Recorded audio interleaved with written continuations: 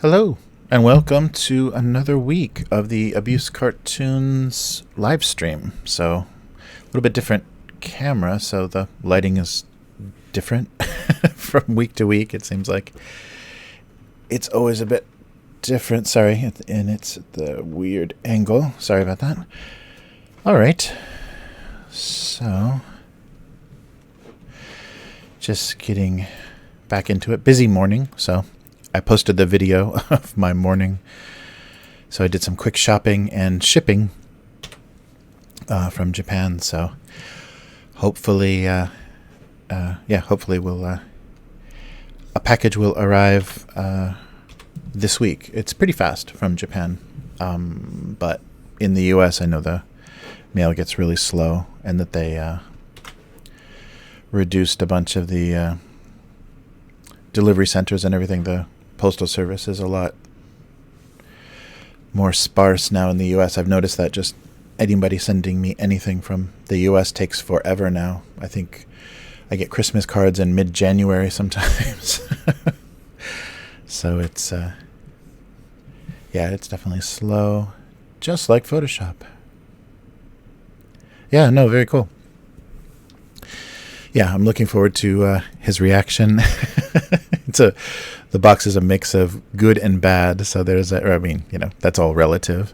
It's all good for Japanese, but I included a lot of the different kind of bar snacks and also some of the sweets and things they have here, so we'll see how it goes. All right.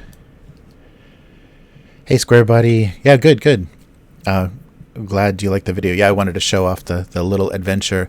The one thing I realized in Japan, which is really hard for like IRL streamers in Japan, is Japanese people do not like cameras, and that's why I did the fast motion, because then everyone's anonymity is kind of protected, because it's illegal to take photographs of people in public without their permission. Although a lot of people do, because there's a lot of drunk people sleeping on the sidewalks and things over the weekend. But you're not allowed to do that, so you have to be really careful. And all the convenience stores and public businesses don't want you videotaping. So I just kind of covertly had it in my bag, and then I just sped up the video so I'm not showing anybody's face or anything. But I also wanted to show some of the weird stuff that's in this area on the way to the convenience store. So there was the sign for the horse meat restaurant, and also there's a ramen shop that I guess whoever owns the ramen shop owns the entire building, and it's an apartment building, and has those little pop-out windows, and they just crammed every square inch of the windows, those kind of little bay windows, just crammed them with the Ridakuma character, that sleepy bear or whatever, the relaxing bear. I don't know what his name actually means. I think it's just Ridakuma, so just sleeping bear. So just crammed the windows, just full of it, and I can't imagine, there must be no light inside the apartment, but it's definitely an attention getter. So I think people in the street notice that, then they notice the ramen shop in the basement. I have not eaten at the horse meat place. Every time I leave here hungry, the door opens to that place and it just smells off. I've had horse meat before, but just not at that. So I've eaten all kinds of offensive things to the Australians and Western people. So whale, they have a lot of whale meat here, and also horse, and no dog or cat in Japan. But they do like their horse meat, and they do like their whales. But that's the most offensive stuff. Oh, sweet. Oh, that's good. So, so I wanted to show the whole process of packing the box. And I hope everything makes it. I double-checked. It's only... They change the restrictions all the time, but it's only beef products and some mushrooms that they kind of forbid sending through the mail. And so everything I sent should be fine, but you never know. Customs opens boxes and takes out whatever they want. So hopefully most of it will make it, because none of it is anything on the list. So that's good. And it's a big, long checklist you have to read and everything now, shipping in the mail. Because I guess recently in Japan they had somebody, I think it was a Toyota executive, that she was from the American branch and was in Japan, and shipped herself a bunch of Oxycontin or something in the mail. And so it's just like sending heroin through the postal service. So she got in trouble for that. But I think it was prescription. I mean, she had a prescription for it, but she was sending it through the mail. So there's been tightening of what you can and can't send, but because Japan has a lot of restrictions that way. But but that was fun, and I hope it's a fun box. Although I realize though now the Asian supermarkets in America are getting a lot more goods. Maybe not a lot of the Japanese stuff, but I think there's a lot of stuff a lot of crazy snacks and strange things at Asian supermarkets. Although you can't be sure about the quality of the origin of some of it.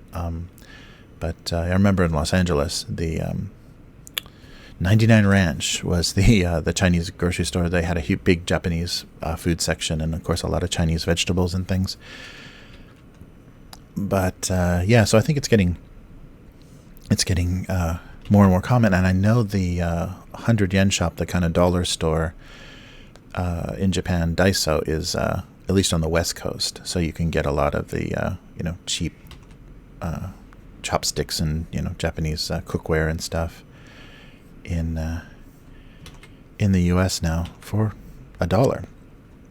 Although I wonder what their prices are like, because I don't know if they can maintain, because 100 yen is like 80 cents, so I don't know if they could sell things for that. So maybe everything is $1 something. But Daiso is a really popular chain here, and I think all over Asia now it's starting to spread. But and it's funny because the Chinese tourists that come to Japan like Daiso, but everything in Daiso is made in China. So it's funny they're buying stuff and taking it back to its country of origin. I guess not everything. There's a lot of Japanese-made stuff because the quality is really nice for some of the things, but there is a lot of the plastics and stuff are made in China. But and that's something that there's been a lot less of with coronavirus. There's not the Chinese tourism that there was, and also it's not a real great season right now. Nice.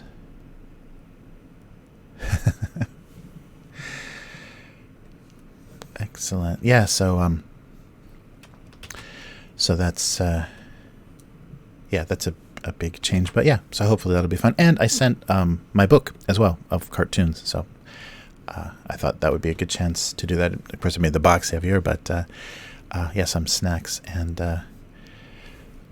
the book that I did after I finished my first 1,000 cartoons, I did a collection of them, which is available on Amazon.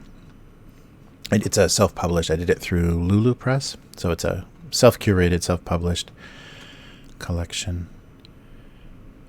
Right. So just some warming up. Nice.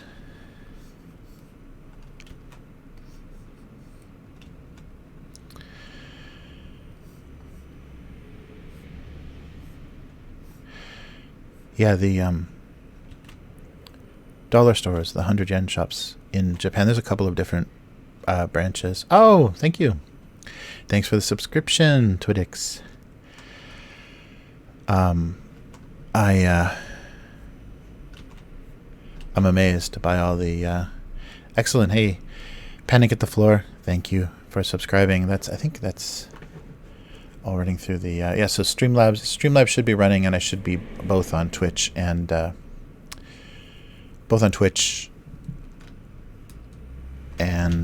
YouTube. All right. But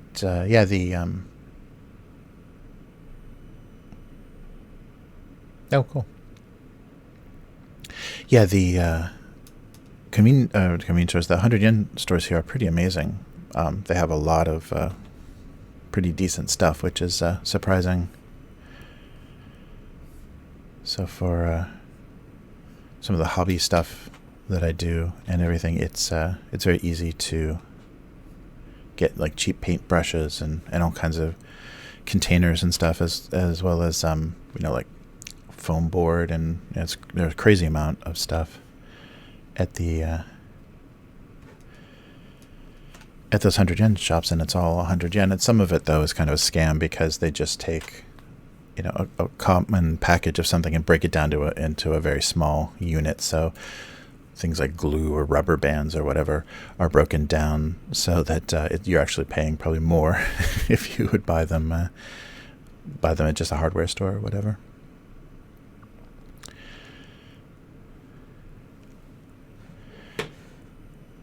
Oh, I see. Let me see. Let me see if I've got any.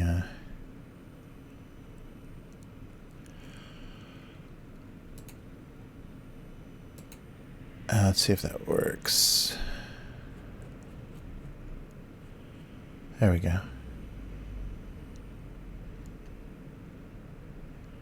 Oh, yeah, no problem.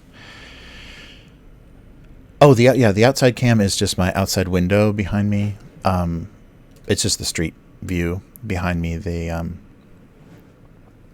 I can't. If I open the curtains, then I'm just a black silhouette. The camera doesn't balance the backlighting very well. Whoa, and so my camera's all off here. Yeah, so the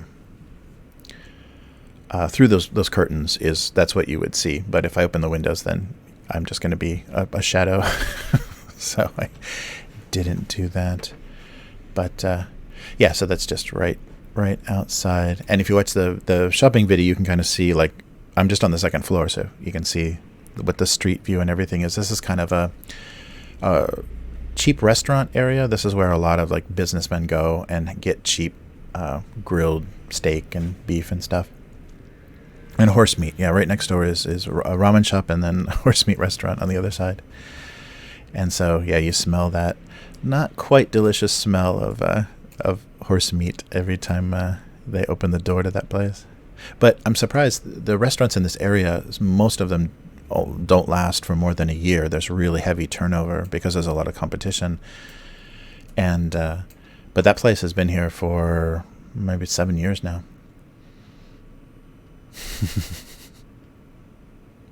Yeah, so that's a interesting part about this area is there's a lot, and actually it's lost all of its fast food. It used to have a lot of American fast food here, like Burger King and Wendy's and McDonald's, and then some domestic Japanese fast food, and it's all gone. So it's all just like steak restaurants and kind of Korean barbecue style. So just the thin slices of meat that you just grill yourself. Yeah, the ramen in Japan is amazing. I mean, I think some people have, taken some decent recipes and can make some decent soup because there's good ingredients. Like in the US, you can get good ingredients, but the ramen shops here are just insane. And the chashu, the slow roasted pork, like the little medallions of pork and stuff they put on top, it's insane. It's just like butter. It's so soft and so, yeah, it's insane. Really good stuff. Yeah, and the slices of horse meat. Yeah, so that is basically horse meat sashimi that you saw on that sign on the side of the building. That's the two ways they serve it are grilled or raw, and so that's amazing. I can't get hungry for horse meat, and I can get even less hungry for raw horse meat. It would be I'm sure somebody knows, like, culturally, when that started and kind of what it meant, because it may have been, going back into Japanese history, it may have been a real symbol of wealth if you can eat a horse, because a horse is such a valuable thing. And so that might be why it's such a delicacy here, because it represented some sort of, level of wealth or prosperity. But somebody would know that, but it's crazy. Yeah, so currently in Osaka. Yeah. Vietnamese food too, yeah. There's some good, I had a lot of good Vietnamese food in Los Angeles and San Francisco too. Has some good stuff.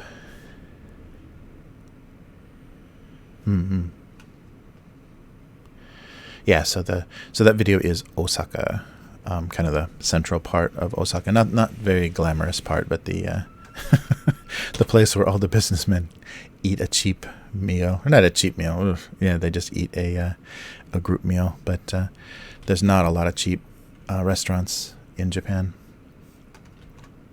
Most of the really good stuff gets crazy expensive. Yeah, ramen is about, depending on where you go, anywhere from like $8 to $10 a bowl. I have tried horse. I've tried the raw horse sashimi. The smell of grilled horse is very strange, but yeah, I've tried and it's surprisingly tender. It doesn't taste like beef. It's kind of off. I don't know what it tastes like. It probably tastes more like, it's more closer to venison or something. It's not quite as gamey, but it's not beef. And the sashimi I had was really cold. Cool. Yeah, so the sashimi they serve very, very cold, so the flavor is not so strong. But the grilled version doesn't smell very good, so I've kind of resisted that. And for some reason that always like horse always feels like a Depression era America, like starving to death on your farm kind of thing. So it culturally, it's just like, it's such a different context. I don't see that as a delicacy or exotic food. That just seems strange. It just seems like you're eating your car or your bicycle. It seems like it's too useful to be eating horses. But there's a lot of, the funny thing is there's not too far from here, there's an off-track betting for horse racing. So that's a popular thing in Japan too, is betting on horse races. So I really think that the thing they're missing out on is they need to have an off-track betting horse meat restaurant, right? And the gimmick can be like, you eat everything that loses for you. But having those two things like in the same neighborhood is pretty funny.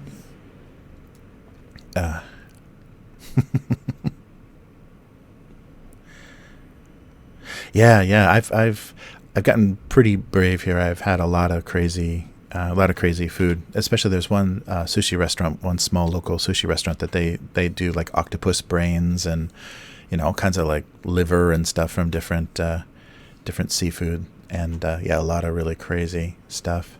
But anybody from the coast that's probably had crab, had a lot of different kind of crab and lobster and stuff, you've probably had some similar experiences, but they just have different food here. Different menu from all the Pacific Ocean. But I'm just drawing boxes again. All right.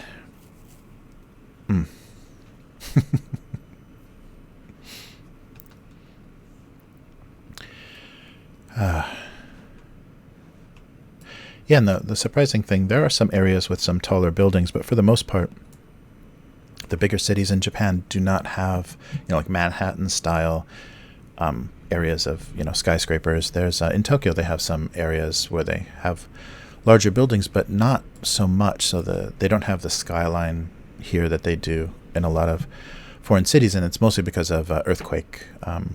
Mostly because of the earthquake danger. They don't build as high, and especially residential is pretty.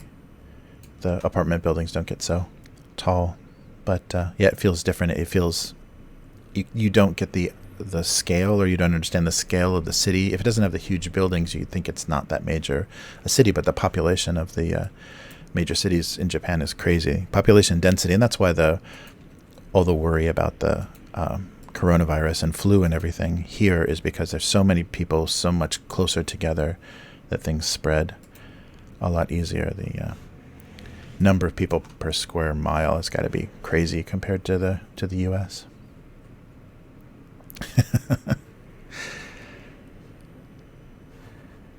Yeah. All right.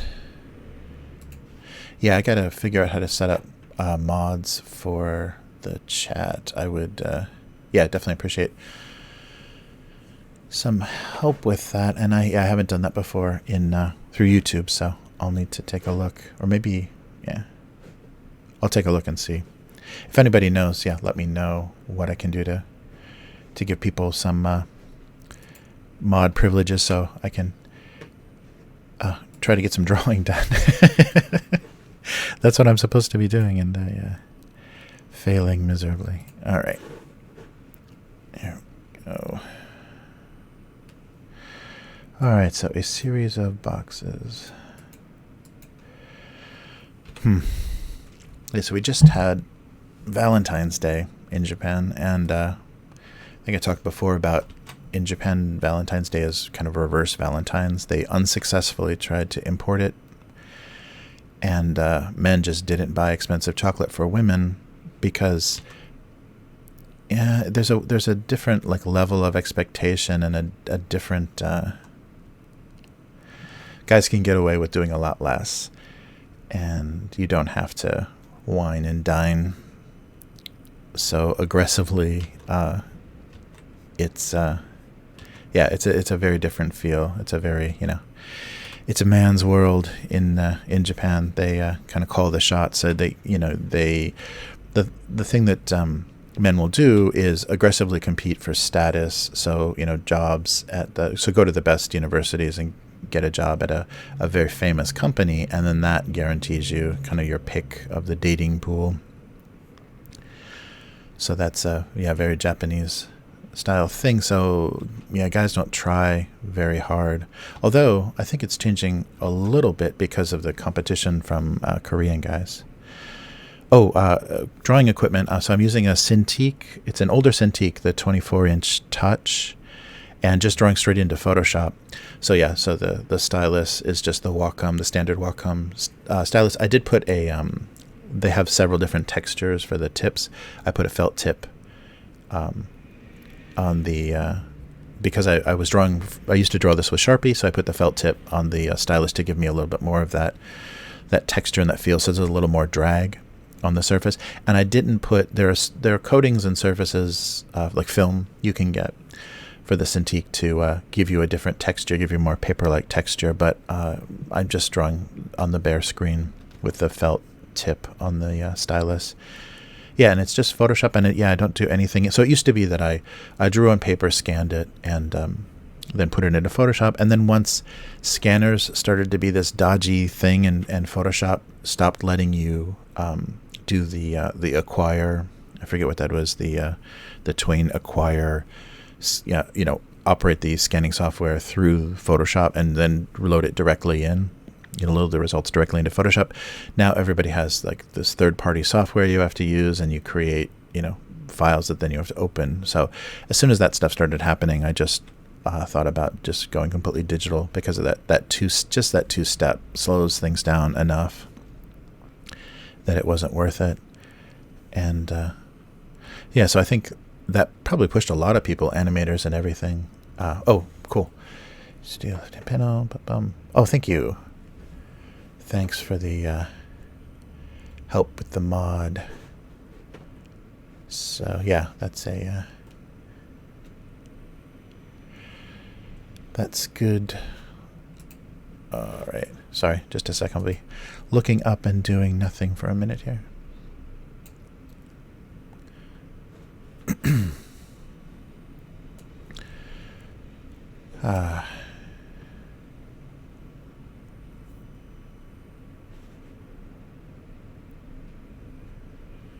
Nice.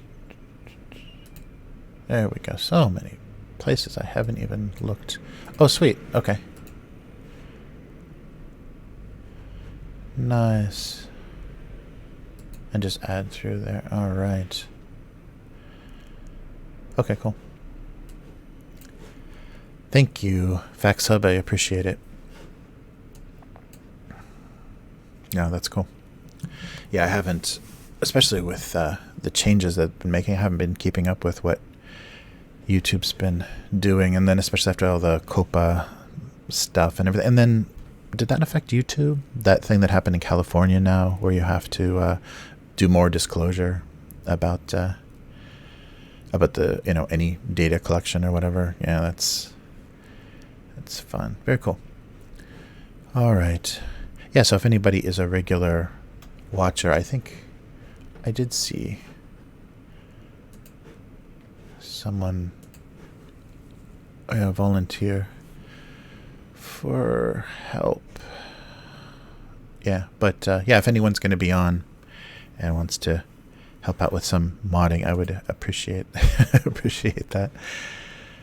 All right. Yeah, and as you can see from the camera, yeah, I put it against the glass. You're still seeing some of the wire there, but at least there's no cross wire covering up the whole screen. But as you can see, it's a pretty dark, kind of rainy day. It doesn't get cold enough in Osaka to snow very often, so we just get kind of like, yeah, just some southern parts of colder countries. You just get cold rain. It just hovers right above freezing, and you just get freezing, half freezing rain. But yeah, so apologies on the video if it made anybody motion sick. I was trying to figure out a way to not make it a 20-minute video and move things along, but I realized the way that I was carrying the camera, the way I was walking it, it's pretty nauseating. It rocks back and forth pretty fast, but I thought that was the best way to not waste everyone's time on that little trip. Oh, cool. Paid programming. I will. I'll hook you up. Yeah, with privileges. Thanks. I appreciate that. Let's see if I can actually do this. Oh, yeah. Olympics is going to be huge. I really hope the... Hello. Oh, not found.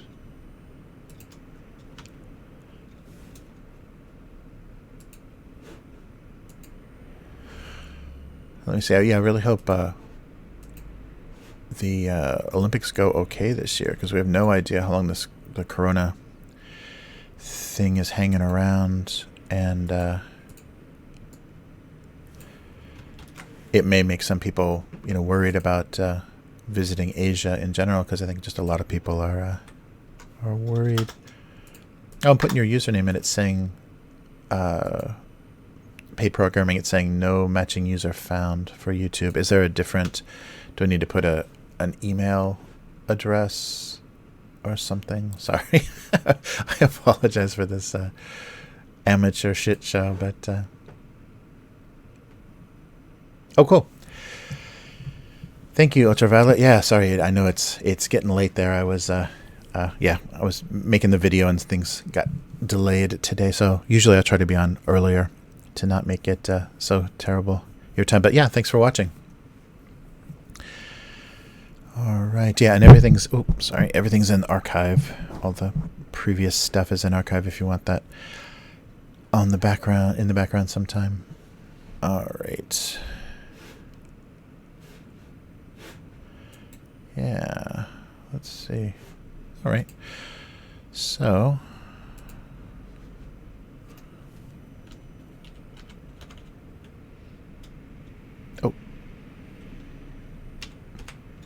no. Paid Pro? No. Is that you? Oh. It should just be paid programming. Okay. Yeah, when I put it in on the mod, it's not, and it's 2 words, right? Oh, maybe I need to, maybe it's case sensitive.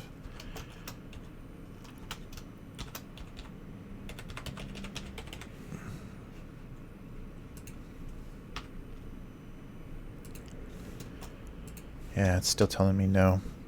User found, sorry. Paste the channel URL. Oh, paste the channel URL of a user. Oh, so I'm sorry. It's not, it's not the name. It's a URL. So let's do this in 2 steps. Sorry about this. This is, I'm sure, exciting as hell to watch. Nice.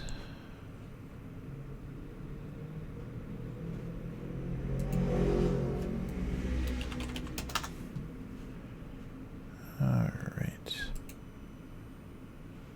Sorry. There we go. All right. Channel URL. Sorry.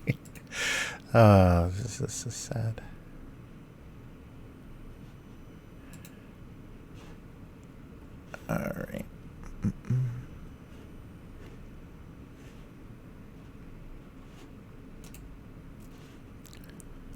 All right.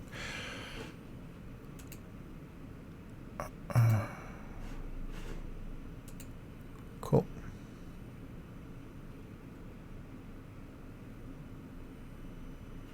Hover over that message. Okay. It'll give you.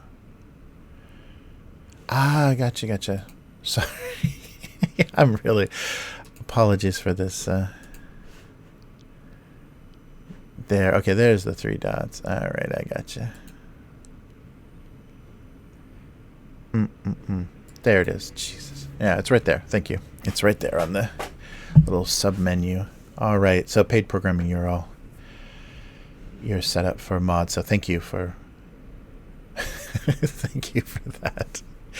I was doing it the slow way. Yeah, I'm not. I feel like I'm going to be one of the early members of the old people using the internet subreddit pretty soon. Yeah, it's just hard to relearn stuff. There's just too much of the internet that isn't like it used to be. I was just talking. One of my friends is a UI UX designer for Capcom, and was talking to him about web design and stuff, and saying, I didn't make it to Web 2.0, and he said, it's on 3.0 basically right now. So yeah, I'm. And I guess that's a weird choice you have to do, just like you have to choose between how much you're going to learn about marketing, like, search engine optimization and everything, how much you're going to go into that for your internet presence, and how much you're just going to work on your skill for your art or your music or whatever. You have to kind of divide your energies and divide your time between either the technical aspect of it, so you can, build websites and applications and whatever you need to support your work, or learn how to market yourself, or actually do the work. So yeah, that's a I ended up in Japan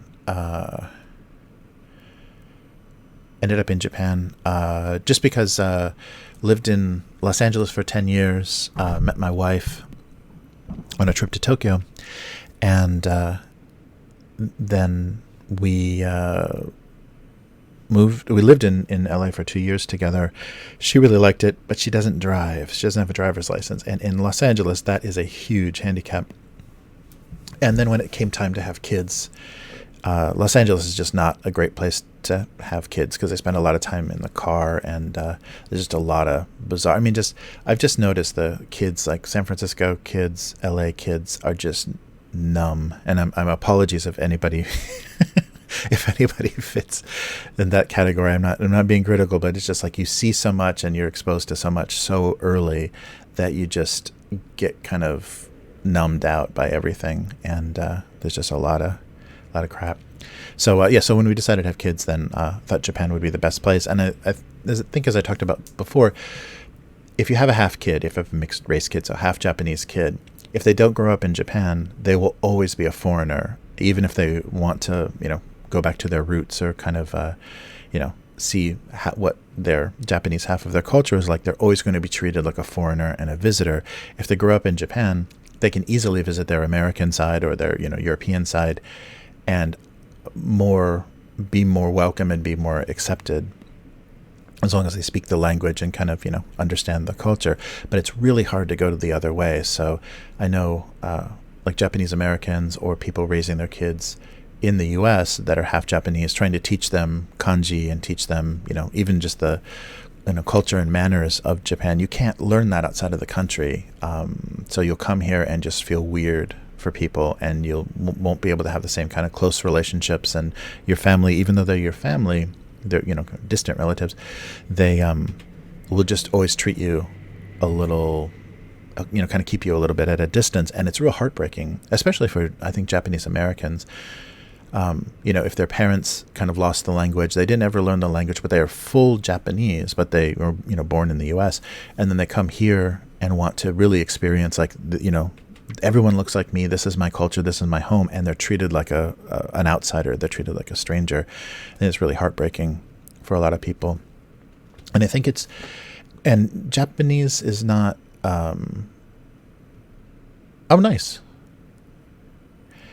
Nice. Are you in Japan right now, Ultraviolet? Or no, you're in America. You already said that you were in America. Sorry about that. Yeah, yeah. Yeah. Yeah, no, I think that's a very, it's a strange thing because Japan isn't so racially pure. Japanese isn't like this pure race. That it's a very mixed, different parts of Asia, but the culture is something that's so strong that unites everybody together. So yeah, I have Japanese American friends that have just had that experience where they want to connect with their relatives here or want to know more about the culture, and they're just treated like any other foreigner because they just don't feel right. So when we decided to have kids, that's why we wanted to do it in Japan, because it's easier to go from Japan to somewhere else and adapt to that lifestyle or that culture, but it's really hard. And there's a lot of foreigners here trying to assimilate and trying to kind of pass as Japanese, and no matter how good your Japanese is, how good your manners are, you're still gonna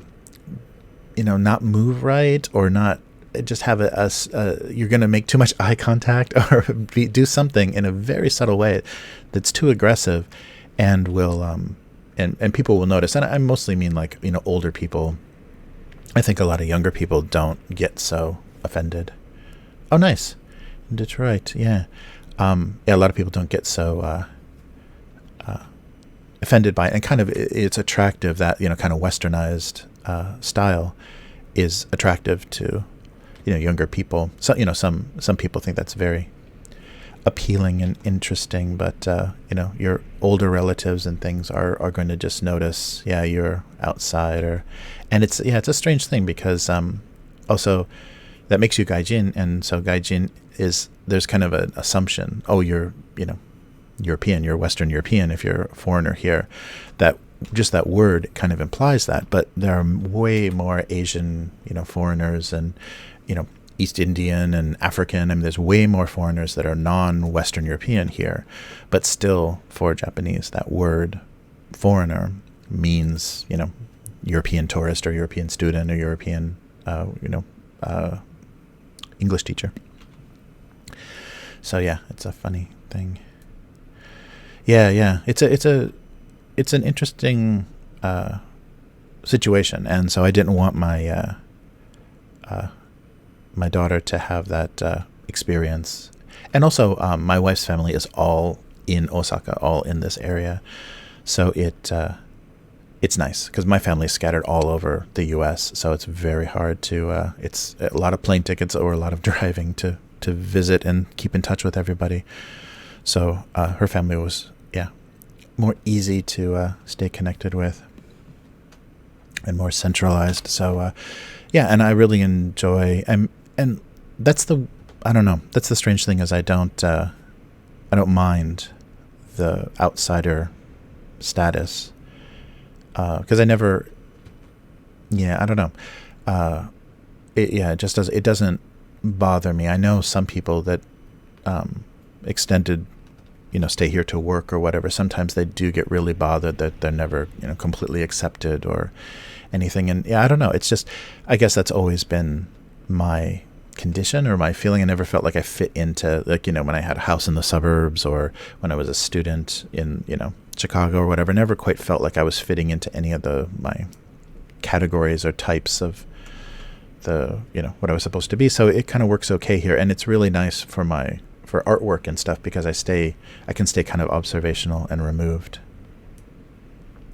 So I don't mind that feeling, just because I'm always just it's when you're not participating as heavily, then you can observe things a lot more, and so I guess that's that's appealing to me. All right, I think I'm drawing chocolates now that looks like a sofa. All right.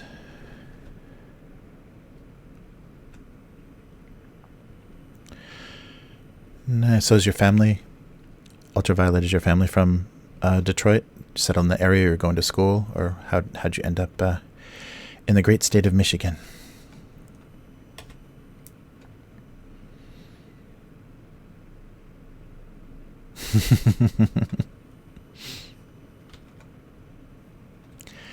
Yeah, it's a funny thing.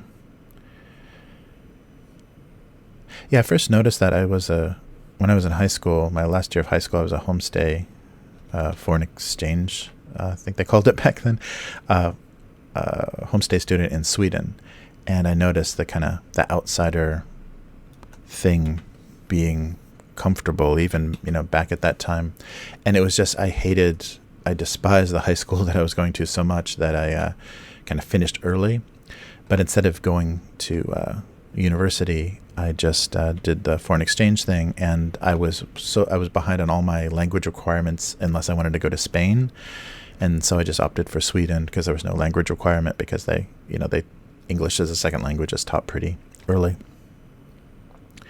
So so I spent a year in Sweden and had that outsider experience. Although I blended. I mean, people would see me and speak Swedish to me by default because when I was younger I was blonder, and so it was a little different because here instantly people speak English. Even if I say something in Japanese to them, they don't hear it, or they would think that I need English, and so a lot of people just default speak English to you. And for some of my friends that are very fluent, that's really frustrating because they don't get to practice any Japanese because so many people are becoming better English speakers in Japan. They want to practice their English, so it's kind of a war. Oh, cool. Nice. Were they auto workers? Did they do anything through any of the big car companies in Detroit?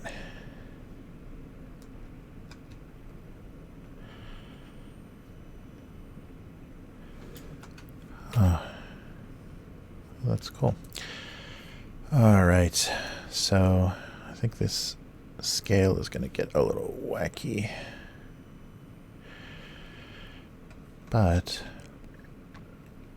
yeah, so those kind of choices are tough because I just kind of trying to live a suburban lifestyle in Los Angeles it felt miserable. It was like a prison, and so yeah, this was a much better choice. Yeah, which is odd because I definitely, not to say anything bad about anybody, but the foreign community of foreigners, the expats in Japan are an odd bunch. There's a lot of people that are running from things or avoiding things, or they came here, and I might be guilty of that in some way too, that I'm just too close to and I don't see. But there's a lot of I think the best way, it's kind of like the day room at a psych ward, the kind of people and conversations that you can you can have with foreigners in Japan. It's a little dicey at times. It took a while for me to find expats that I had anything in common with, because a lot of people come over here just to kind of play around and get drunk, and because there's no drugs, it's difficult to get high in Japan. So and it was it's just a lot of people come here, and I think just because Japan is more, they're very quietly, politely rude. Like you won't even notice Japanese people being rude to you in a lot of ways. Oh, cool. 4th generation. Nice. Wow, that's crazy. So they were your grandparents were in internment during the war. That's crazy. Yeah, I don't know much about how people were kind of reintegrated, what happened, because just from movies and things or TV shows, I just know that basically they just claimed businesses and took farms and land away from anybody of Japanese origin in the 40s for internment, and I have no idea how they were reintegrated. That's crazy. But yeah, what was I talking about? Expats or something? Yeah. So it's just it's an odd bunch of people sometimes. Oh yeah. So Japan is pretty polite. So if you have like real heavy social anxiety, or have trouble talking to people, or just it's just difficult to function socially, it's easier in Japan because they're much more forgiving, or just kind of ignore any of your, odd, behaviors or things like that. So you run into just a lot of odd people that are really difficult to interact with and real difficult to socialize with. And so, that's the one thing I'm not a big fan of here, is just, Japan is very accepting, or not accepting, tolerant. They just tolerate things kind of quietly and just hope you'll go away eventually. And so it's kind of, you can get away with being pretty weird here. And that's hard because I didn't quite know that. God damn, that is crazy, ultraviolet. Yeah, that whole, and I don't know. I mean, it's hard to, like, when you see, like, even now there's a bunch of anti-Asian racism in the U.S. because every Asian person is Chinese, and every Chinese person has coronavirus.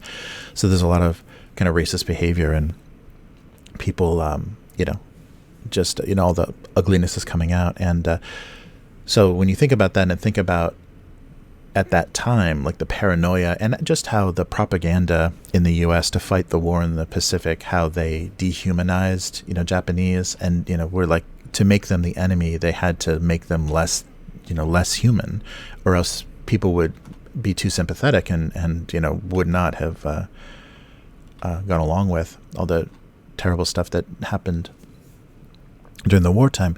But at the same time, you think about, like, local police are not going to protect, in the wartime. I don't think local police would have given the same protection, or offered the same amount of safety to Japanese Americans because of kind of what they were being told and what they were feeling in the war. So it's really hard to know, like, how much benefit there was to to the internment camps, like if there was a legitimate safety situation, or if it was just the complete paranoia and complete worry about a language that they didn't know well enough, and then just just being afraid of spies and things. It's so crazy, but there's been a lot of dramas, really heartbreaking TV dramas in Japan that talk about the internment and do that. Yeah, I can imagine in Detroit. Yeah, being Japanese American cannot be. You can't feel comfortable, and that's and I think a lot of, every Asian American that I know is all West Coast based. They're either in the Northwest or San Francisco or Los Angeles. Yeah, that does have to be crazy, but that whole situation was just I don't know. Yeah, because I wouldn't trust local police and normal people to not be racist. And in a wartime situation, I can just imagine what people would get away with as far as violence against Japanese Americans. And so it's really hard to know. But Japan itself has a really negative view of that. They have a lot of they've done TV series about that.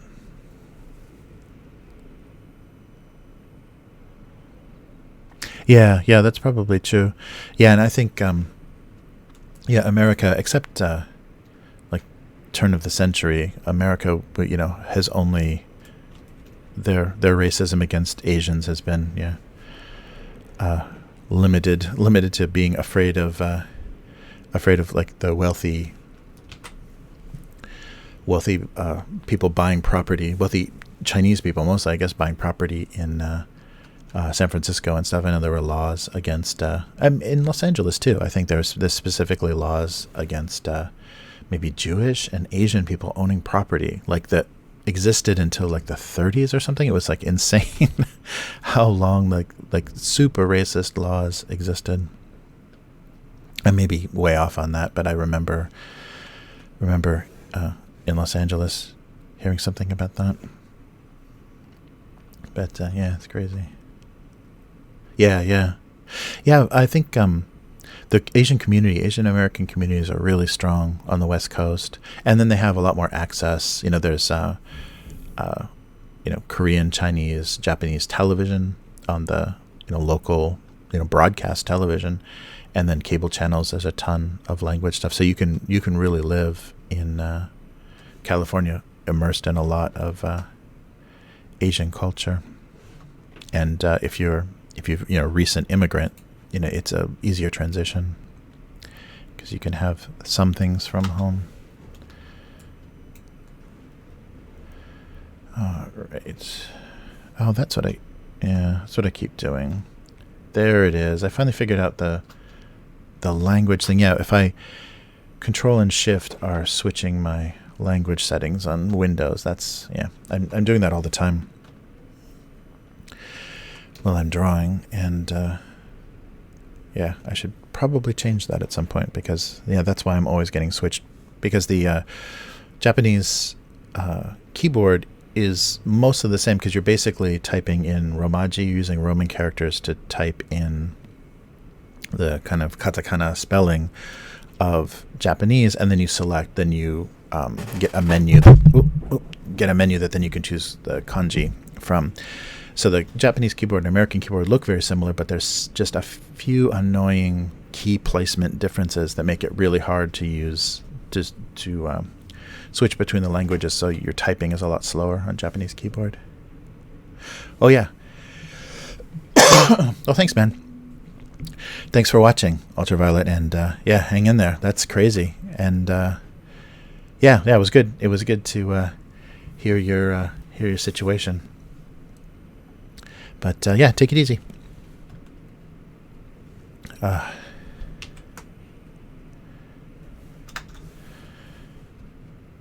right. Okay, so this is chocolates of various sorts. I'm not sure if the scale is going to work here. Yeah, might be. Do some sort of box.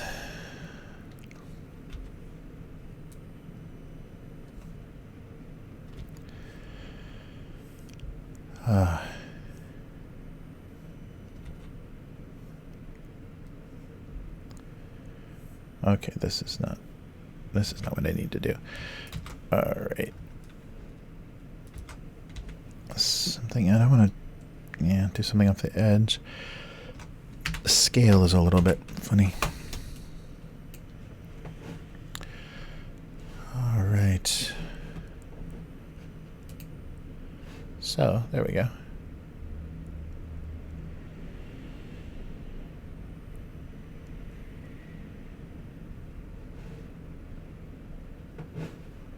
There we go. All right. Yeah, I think I might, I'll just go with some configuration of that, and I'll just move on to the other one for now. All right. So, so we just, I guess not just, it's the 18th here, so 4 days ago, there was Valentine's, and I think all of the holidays here are just kind of losing their popularity and importance, because basically Christmas in Japan is more Valentine's Day. It's the couple's holiday, and it's a lot of proposals, a lot of wedding marriage proposals happen on Christmas Eve, I think. So that's a couple's dinner holiday and not a family holiday here. And so Valentine's Day is it's just kind of similar to the US. It's just a way to sell cards and flowers and chocolate, but here it's only chocolate. And there were some really great traditions of and the pressure is on girls to give chocolate to all of the people that they like. And so there's a really great tradition of girls baking little sweets and cookies and cakes and things, so that they gave handmade or home baked sweets to everybody, all the guys in their lives, meaning fathers, grandfathers, coworkers, classmates, and just the level, the quality, and the amount of what you gave kind of shows how close you are to them. And sorry, so there's a tradition of doing that, of having time, and girls will kind of do it with their mothers, or do it together with friends or whatever, but have some little baking thing that they would do for Valentine's Day, which was nice because that kept it from becoming expensive, and it actually then they learned how to bake. But that's kind of gone away. That's not very common anymore. And basically because the very expensive chocolate companies open little pop-up shops in all the department stores around this time, it's just become an opportunity for women to buy expensive chocolate for themselves. It's very funny. There's not the connection anymore, or kind of the obligation, and a lot of things have kind of gone that way. The tradition of New Year's cards in Japan, so it's kind of their equivalent of Christmas cards, but it's a postcard that people send at the beginning of the year to everybody, just to kind of update people. Usually there's just like Christmas cards, there's pictures of your family, pictures of your pets or your kids or whatever, just to update people with what's going on in your life. And now that's just been reduced to a message, or even like just a stamp on a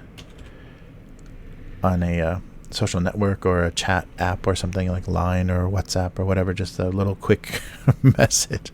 So people don't even like write postcards anymore. And traditionally, I don't know when, I should check on that, like the timeline, but traditionally those postcards originally were handwritten, hand painted, even if there was like a decoration. So the whatever the animal on the Chinese zodiac, whatever year it was for whatever animal, you did a stylized painting or drawing of that and a message, and then you sent those out, so everybody had a piece of your kind of original drawing every year. And so that was very, especially I think more like women of leisure and of rich families, they would have to start basically early December, because you have maybe a couple hundred people that you need to send cards to, and you needed to use your Oshuji ability, your calligraphy skill, to write cards and draw some sort of representation of that year, the animal of that year, the rabbit or the mouse, or is there a rabbit? I'm trying to forget. I've drawn all of those cards. I've drawn all of those animals, but the zodiac animal, and then just the message. And so that was a lot of work. And then it started with like printing, cheap printing, and especially the kind of print on demand, or inkjet. Once there was like computers and inkjet printers and stuff, people started just buying designs and doing it at home. And now it's not even that anymore. Now people aren't even printing you out an inkjet card and signing it or writing your address on it. They're just sending you a Happy New Year to your Facebook chat or whatever. Yeah, it's really really changed. And it's too bad, because I don't think people, they're busy and they see it as an inconvenience, but they don't realize how the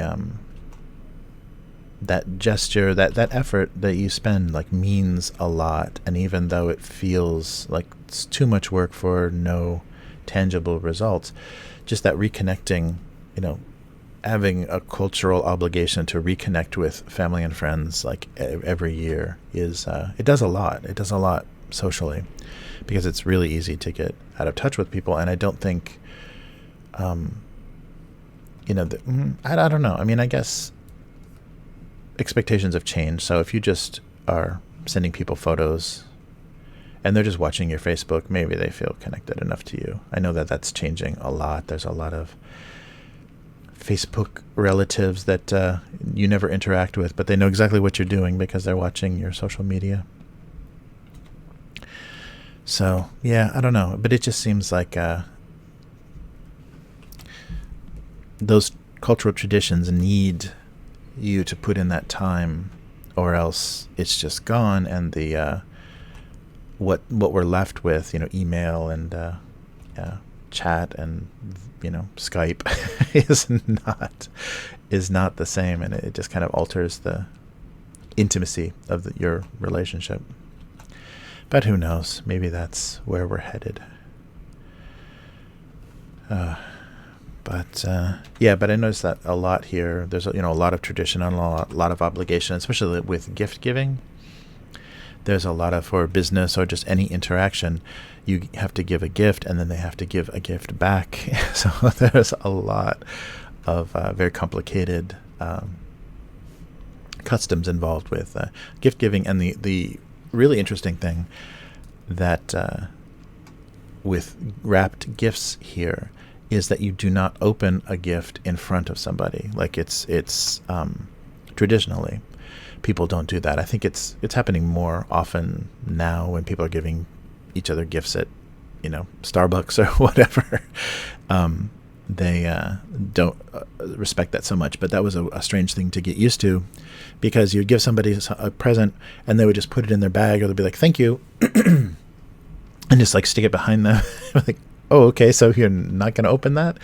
And I think that part of the American culture for gift giving is you give somebody a gift and you watch them open it and you say, "Look how well I know you," or "Look, I picked the perfect thing for you," or "Look how expensive this was."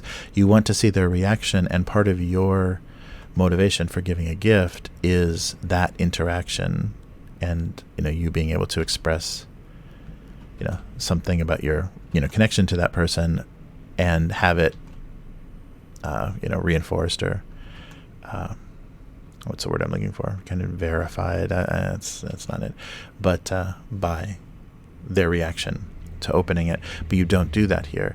And one of the things that I read about that is because there's a culture of bribery that's kind of always existed, and maybe it's just like an Asian thing in general, but that's existed in Japan.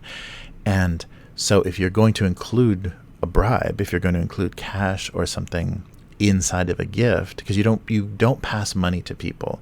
That's the thing that's very interesting, is at a convenience store or any sort of store, there's a little tray and they tell you how much something is, and you put the money down and then they pick it up. You don't hand money to each other. And in a lot of cases where you have to give someone money for whatever, if you buy something from them, or for like the cafe English lessons or something, nobody will hand you cash. They put it in a little concealed envelope. And even when the relatives give kids money, like your grandparents give you money for your birthday or for the New Year holiday or whatever, it's always in an envelope. You don't hand cash to each other.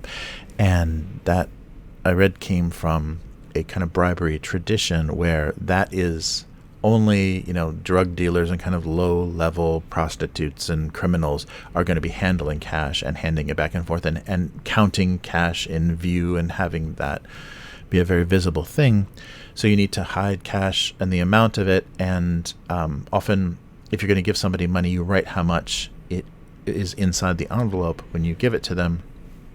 And the implication is, if you're going to try to bribe them or ask them for a favor, you would give them the amount that you're supposed to, plus, whatever amount more would, properly motivate them to do what you need them to do. So if you're giving people business gifts or whatever, and you need them to do you a favor, you give them some, coffee or some sweets or something wrapped in a box, but also in that box is cash. And it's just implied through giving you that large amount of cash that I'm asking you for this favor, or I will be asking you for something.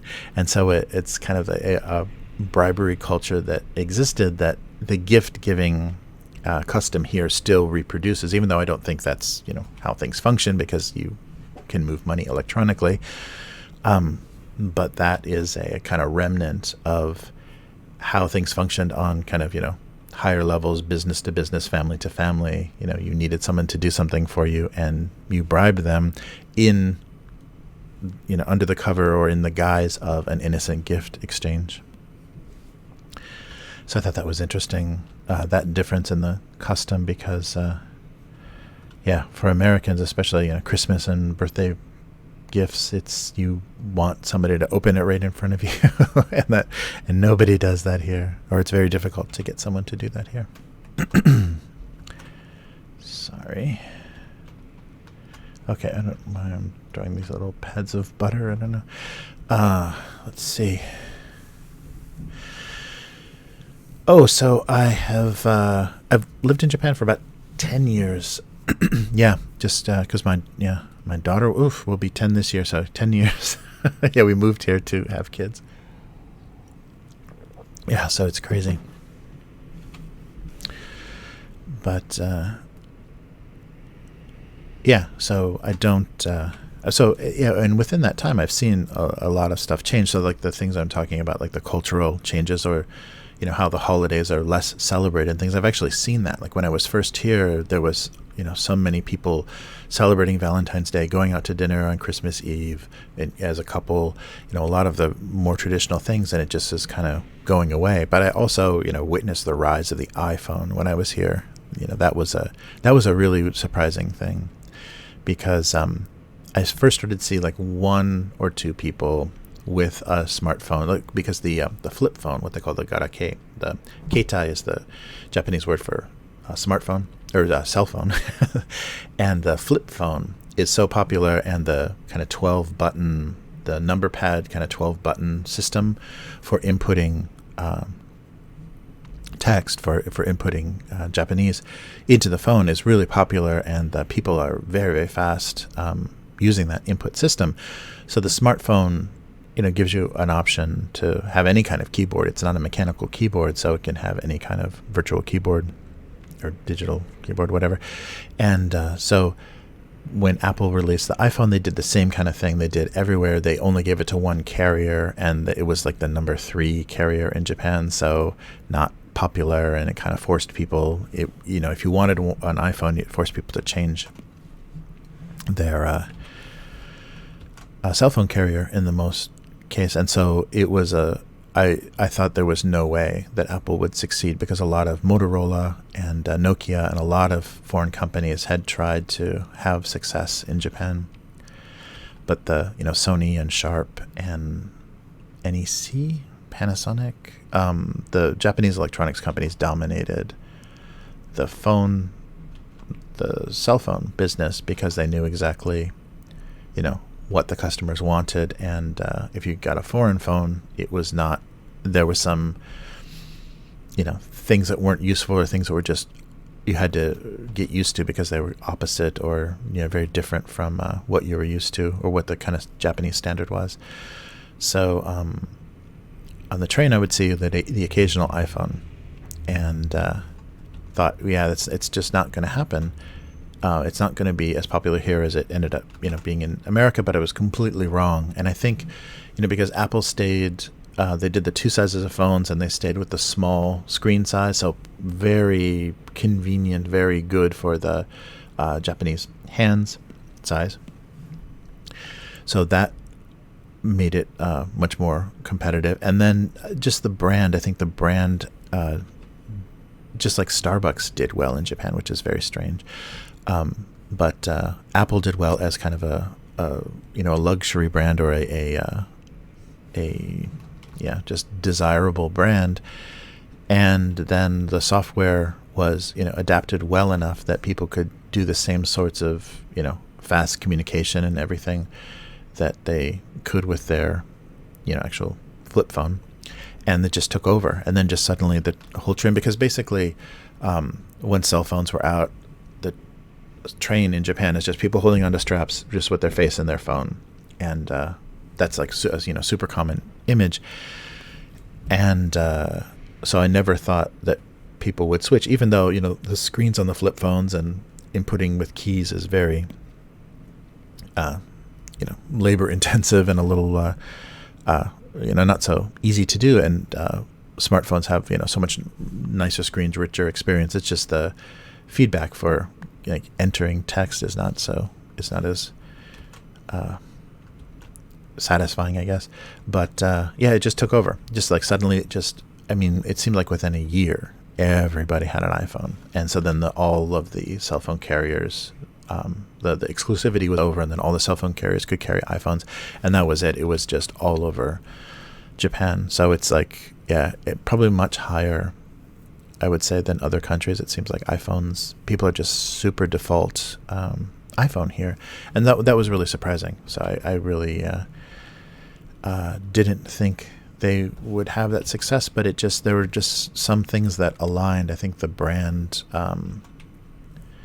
desire, it was desirable, it was foreign, and it was usable enough that it were functional enough with how Japanese people used cell phones that it just happened. And then very quickly the Japanese electronics companies had to come up with their own version, and very early on everything just looked exactly like an iPhone. The Sony phones and the Sharp phones, and the first versions were just iPhone knockoffs, and then eventually they started figuring out kind of their variation and everything. Yeah, I understand the language well. I can read okay. Speaking, I'm nowhere near natural speed, and it was really it doesn't, for the work that I'm doing, I don't get a lot of benefit from being fluent in Japanese, which is kind of odd. So yeah, it's difficult because if I worked on my Japanese level, I could get an office job or do something more traditional work-wise in Japan, instead of doing kind of freelance contract work and stuff and doing creative work. So I could work in an office, but it's really uncomfortable, and the pay and everything is just terrible. So I would rather do some work for American companies or European companies as a freelancer, as a contractor, while living here, because it's paid. I'm paid better, and I have more control over my schedule and everything. So that's really sad, and that says a lot about the kind of closed nature of at least business culture in Japan.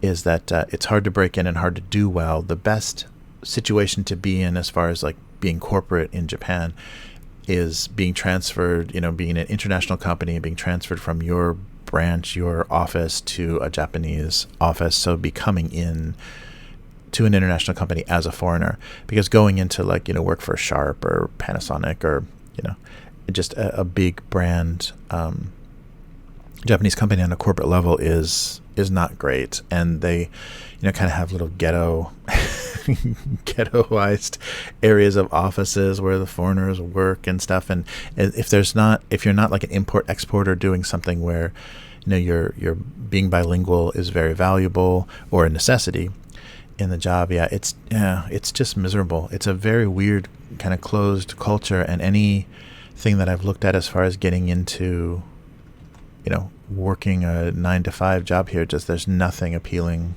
about it at all. And that would be the only reason I would have to increase my Japanese language skill. So it's an odd thing. And like I was saying too, most people demand English from me, so there's even not a lot of chance to use Japanese if you're just dealing with strangers or dealing with people that aren't friends and family. They want to use their English. So it's very odd that so some people do come here and try really hard to get into an office job or office work, and you're going to do so much better in any other country. You're going to be so much more successful. I mean, your life here, the food and the safety and the healthiness and the cleanliness and the nature and everything in Japan is so nice, but you don't get to enjoy it. And I think that's why tourism is so huge here, because it's a great country to visit, and it's a great country to do things in, but it's a terrible country to work in. It's really the overworking and the management of companies is really bad. It's really fallen because there's just been deflation and kind of stagnation in the economy for so long that companies really do not treat people very well at all. And you're not going to get a raise, and you can't change companies. Like, your options, if you feel like you're underappreciated in the U.S., but you have skills and you've got a decent, title at your job or whatever, you just move to another company and take a higher position, and, that's how you get a raise. And you can't do that here. Companies look, very poorly on people changing jobs and assume that there's just something wrong with you, and so they don't want to get involved in whatever made you leave that former company. And so I've noticed that's difficult.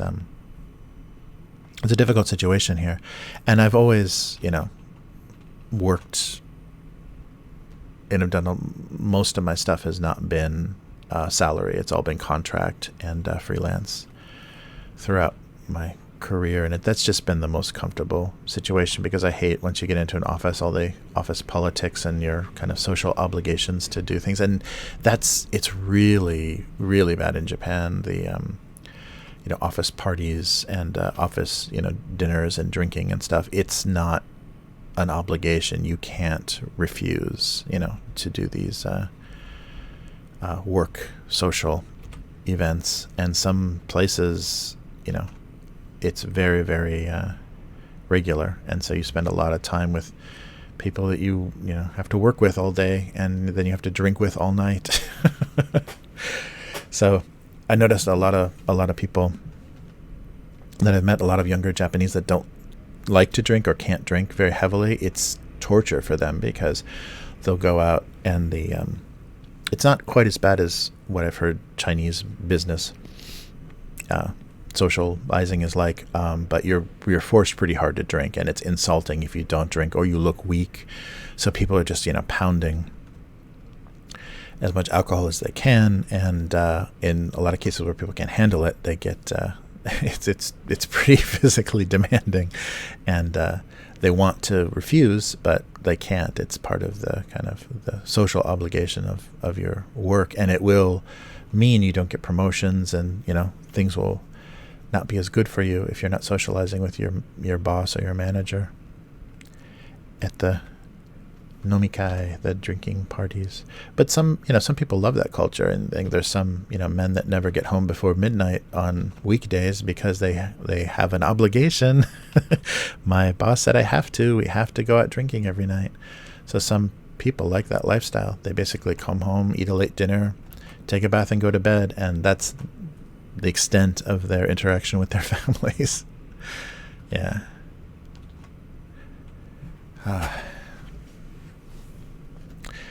Yeah, it's crazy.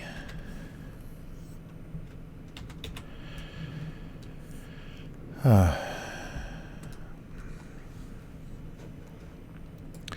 right, so I'm just spending hours drawing boxes. Is that what we're doing?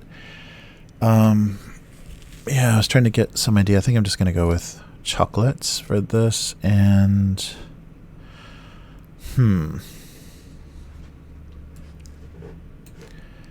oh, well, yeah, maybe,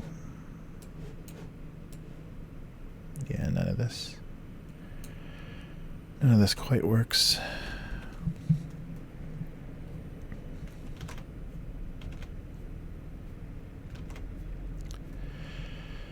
But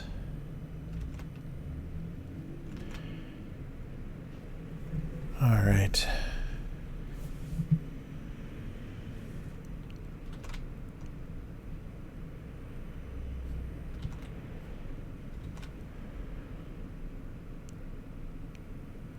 Yeah, right, exactly. Yeah, and the older you get, like the harder hangovers are to recover from. Like when you're in your 20s, you can, you just lose a couple hours in the morning with a headache. But the older you get, the slower you are to recover. And so I'm amazed, the guys the old men you see in their 60s that just like basically fall asleep at the bars or the restaurants. So they're just like sleeping the whole time. I can't imagine what they do in the mornings to try try to feel normal or try to function because you're drinking on weekdays. Yeah, it's not uncommon. And that's a funny thing too, because the public transportation is so good. If you ride the trains at night, so after and everything closes pretty early too, but after things start to shut down, or after, before the last train, which is usually around midnight, because the trains don't run 24 hours here. They usually end about midnight, a little bit after 12, and then they start again at like 5 a.m. So there's this time where they're not operational, and you don't have any option. And so that's why there's things like capsule hotels and things, because you might get stuck in a situation where you miss the last train. It's a taxi would be a couple $100, and so you just crash at a cheap, like a $20 hotel, because you only need it for like 5 hours, and then you can take the first train back in the morning. But that's a very different culture. So the trains in the evening are just full of drunk people, and that's oh man, the hangovers are not fun. I think everybody kind of processes alcohol differently, because I had friends in university that it's insane. They would just be totally normal, like completely wrecked and totally normal. And I like still feel like a lot of times if I go out drinking heavy in the morning, I'm still drunk. Like I wouldn't want to drive a car in the morning because I still feel pretty intoxicated. But so the trains here, though, are just full of drunk, like red-faced drunk maniacs. And so a lot of throwing up, and a lot of, wobbly guys falling, passing out on you or falling asleep on you and stuff. Because, that work social obligation to drink, and they have to do it. So a lot of people have to, go way beyond their limits. And you would basically have to like endurance drink, like train yourself to build up your alcohol tolerance to be able to drink at the levels that people want you to socially. But there's a lot of tricks. There's a lot of ways that people try to drink less, try to look like they're drinking as much. But I've heard that it's actually worse in China. That anybody that I know that's done business in China, that you have to get crazy intoxicated at any business function where there's alcohol, and it's just not fun. It's just like it's an endurance test. It's just like a physical challenge. So that sounds really miserable. But so a lot of drunk people at night, and in the morning. So a real common thing is after drinking, instead of going to a diner, like a Greasy Spoon, like kind of American style, those are the things that are open. Ramen shops are usually open. So people buy cheap ramen to kind of try to coat their stomach or settle their stomach after a night of drinking. So what do you see in the morning? Like all along the walk to the train station is just people throwing up, just puddles of ramen, because you just kind of slurp it down pretty fast. It's not very chewed, so you see mostly intact ramen on the sidewalks in the morning. So that's super disgusting.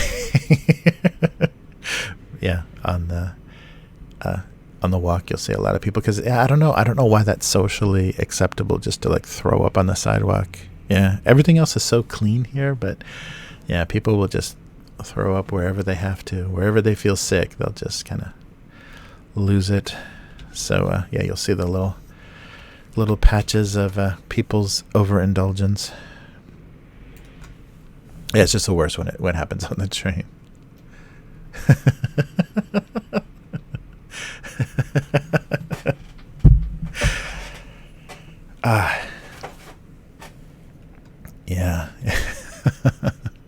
That's too bad. It is a wonderful food here, but it is also the after drinking food. Sorry if I ruined anybody's appetite. And ramen shops are open pretty late. So it's when the bars close, it's usually one of the few things that's open.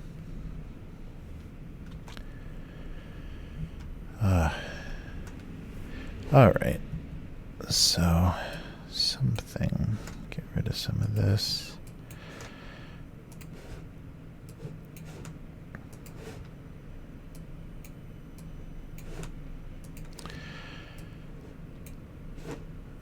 Okay.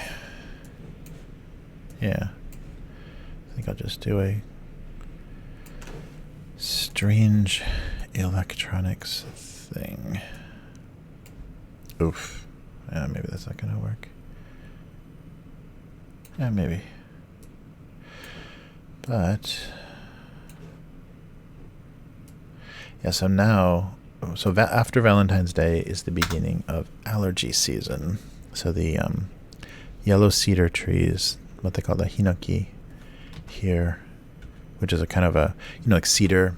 They make like cedar chests and cedar closets and things because they keep the moths and bugs and stuff away. Well, they do that with instead of a red cedar, it's a yellow cedar here, but the pollen for the blooming trees is really, really bad.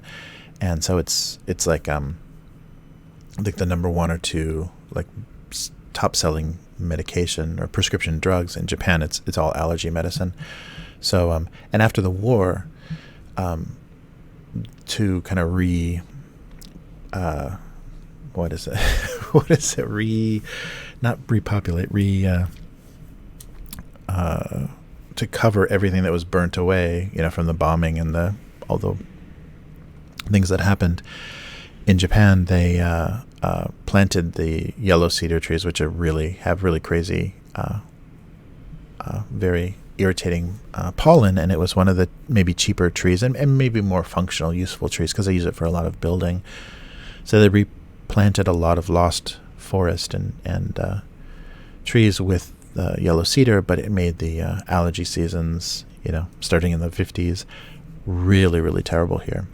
And so now everyone's wearing masks, and you don't know if it's coronavirus or allergy season or what's going on here.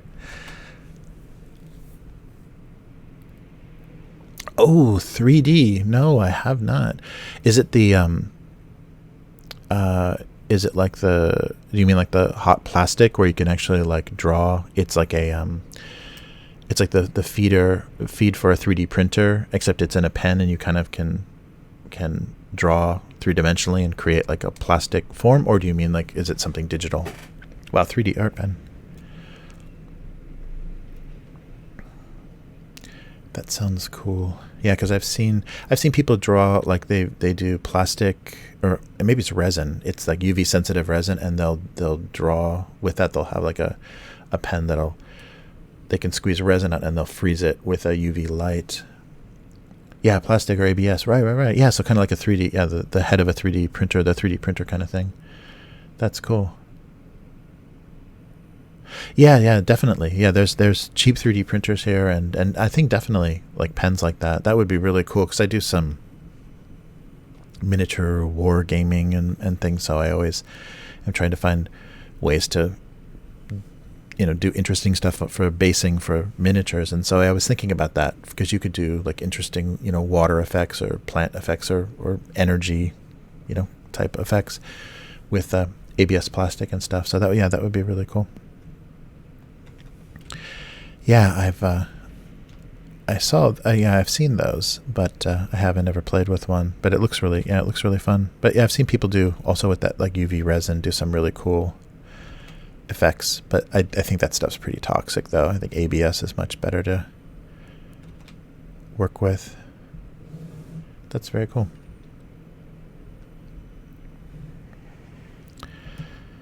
All right, yeah, something like this. So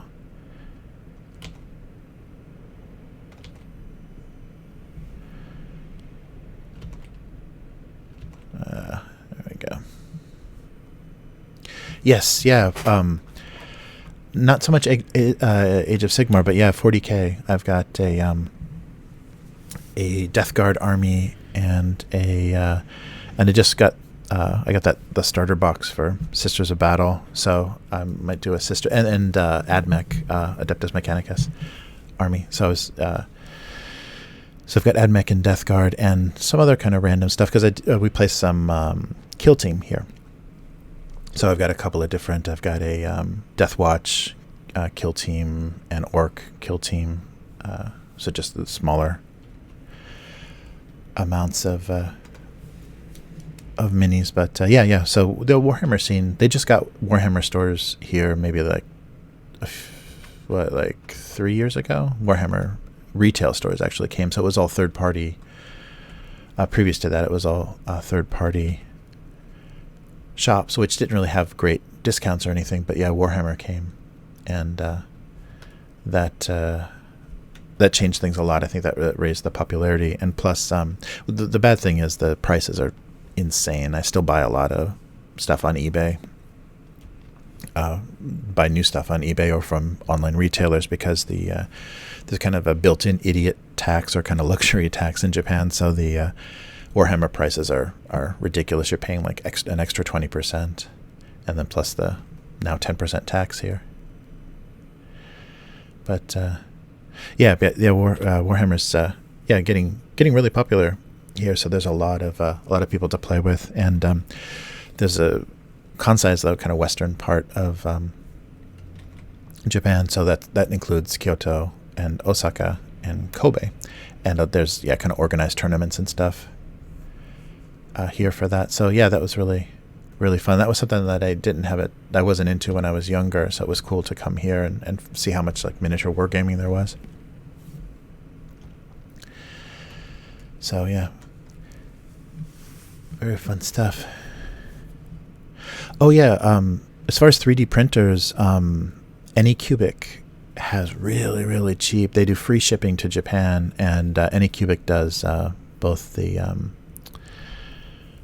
STL, the plastic, the ABS or the PLA extrusion one, and they also do resin. They do the photo resin. So yeah, Anycubic ships really cheap to Japan, and I think there's like in the $200 range for the like entry level models. So yeah, there's cheap 3D printing. Yeah, definitely in Japan, and that's something that I looked at for doing terrain, like this kind of scatter terrain and stuff, especially for Kill Team. You could never have enough blocking line of sight. But the prices are really cheap here. And the access, like, so replacement parts or anything to China come really fast. The shipping between Japan and China is like, it's almost a next day kind of service thing. So as long as you're dealing with a decent company, it's pretty cool. Pretty cool options. So yeah, I definitely want to get more into that. There's somebody that's in one of the RPG groups here that printed a whole PLA dungeon tile for his maybe 5e, his Dungeons and Dragons campaign. But there's so much print stuff now. Oh yeah, and the format. I mean, because if you can print ABS, and the formats are the printable size, the print area, the sizes are getting really huge. So that's very cool. There's a lot of that going on here, and I think that especially with the photo resin printers, I think that the price just finally broke where it's affordable for anybody to try it. Although dealing with the chemicals is not is a little more than I think a lot of the home hobbyists and people want to deal with. All right, so I think we're going with this. But that's cool.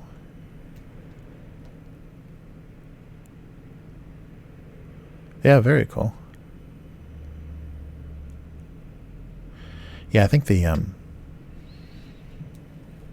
sizes are definitely getting big enough, and if you know CAD or anything, you can make anything. You can produce just about anything, and the resolution is getting so good that you're not looking at the same kind of lines and stuff. I was watching videos about people doing the stress testing ABS and things for doing like support hooks and things with 3D printers, and it's pretty amazing how strong and how you can you're just buying digital files to send to your printer, and then you have you can as many as you want to print. That's really crazy. So you buy one digital file and then you can print hundreds. I saw that's what people are doing. A lot of people that are doing terrain and miniatures digitally for 3D printers are doing licensing. So if you have a nice expensive 3D printer set up, they'll sell you a license so that you can print and sell things on Etsy or whatever. You can license their 3D models and sell your prints of their 3D models. So I don't know if they get a cut of it or what the licensing deal is, but yeah, I thought that was pretty cool.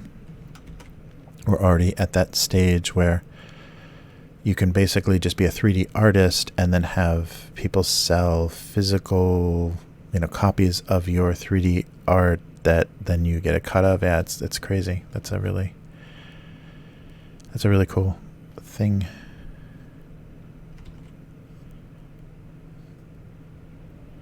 All right.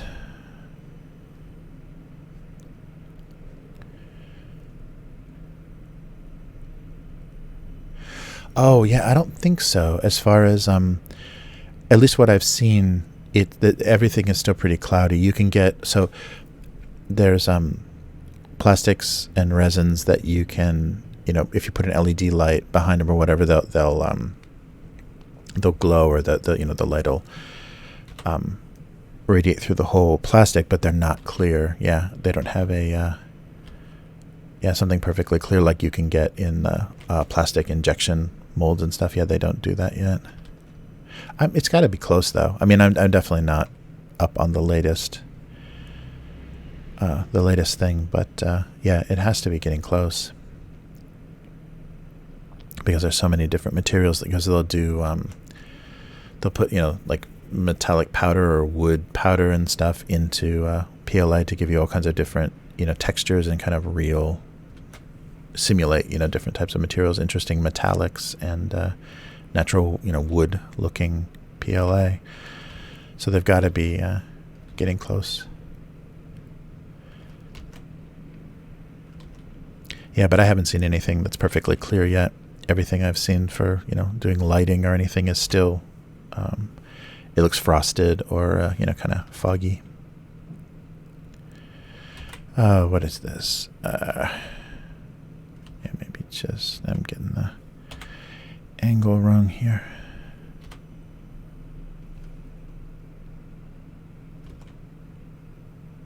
Yeah, that's another thing on the other channel, the Idle Red Hands channel. I did some miniature painting, and I should be doing more of that because that would get me, just like this live stream gets me drawing this cartoon. If I was regularly doing a miniature painting live stream, I'd get a lot more miniatures painted. But yeah, I've got to get doing more of that. But yeah, on Idle Red Hands, I painted some Infinity.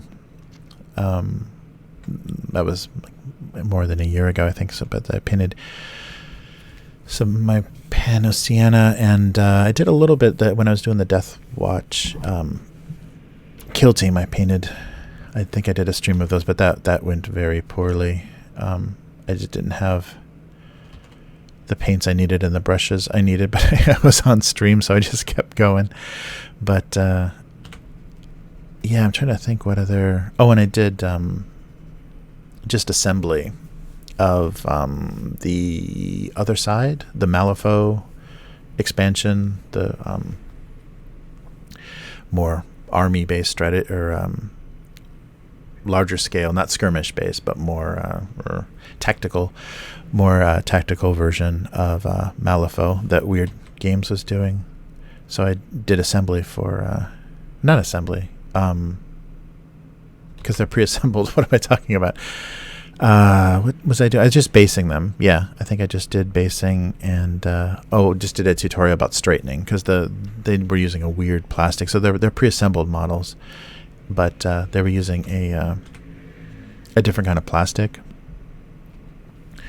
that was pretty shiny but also very flexible. Were pretty flexible, and so a lot of stabs and swords and stuff were very bent. And so I just did one of the hot water tutorials.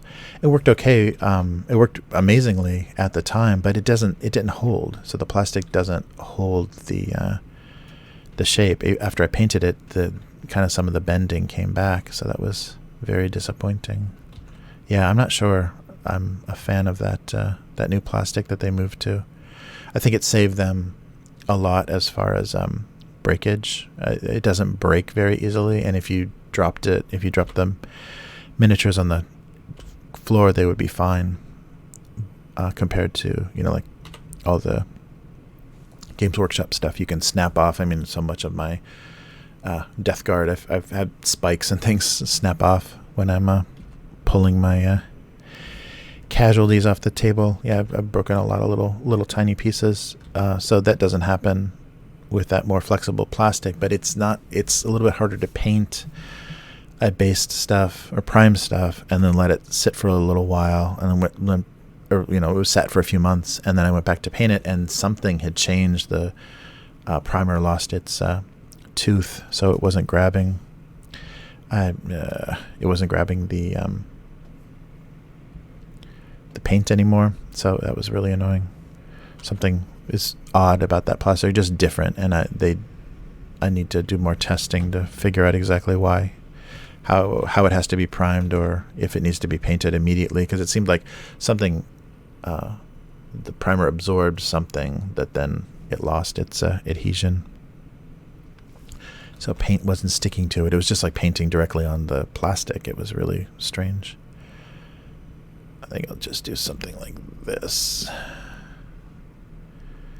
All right, maybe 2 of these.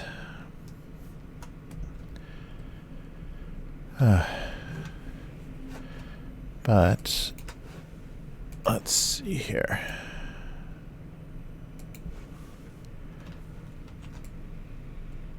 That still looks like a copy. All right, something like this.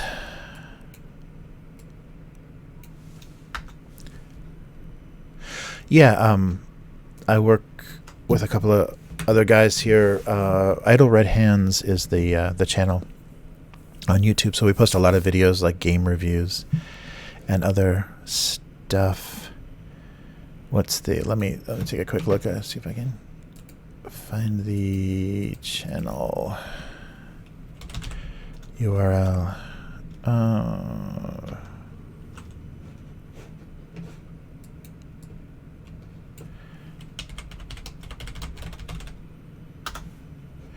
Yeah, so this is kind of a cooperative deal. Yeah, the last thing I did was I unboxed Dungeon Degenerates, that excellent fantasy adventure board game by the Sean Aberg, who's kind of a punk underground comics illustrator. Did a really cool game. Where can I put this? How about here? Yeah, so this is the Idle Red Hands channel. So yeah, I'm on there with there's 3 other guys, and we have some people that are more into other games or more experts on things we have on sometimes. But yeah, that's Idle Red Hands. Yeah, so and the website has all of the Idle Red Hands. .com has all the, so we do a podcast, audio podcast, and then like YouTube videos. So that's my other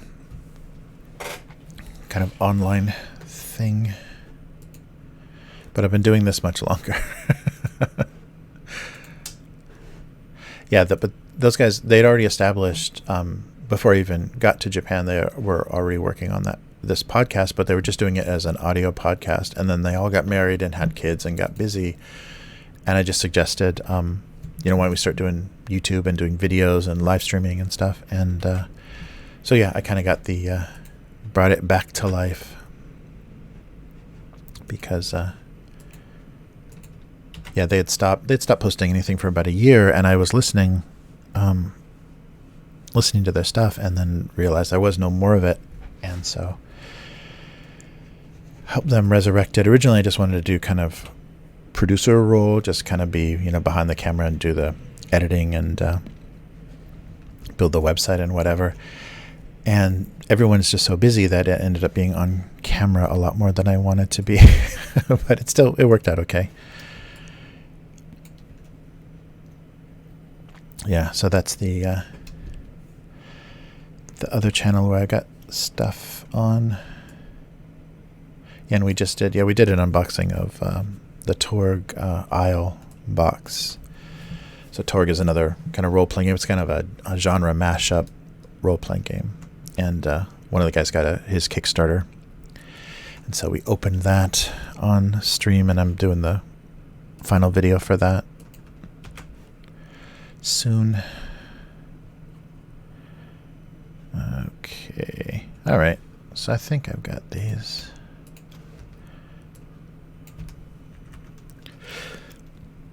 Yeah, that works. I'm going to have to put this somewhere. All right. And, figure out what this is doing.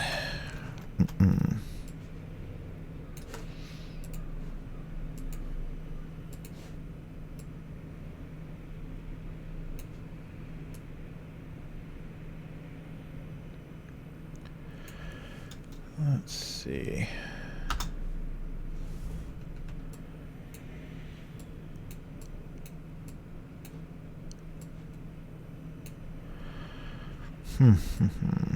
Yeah, I think I'll just do a little configuration of these, although maybe not all of them.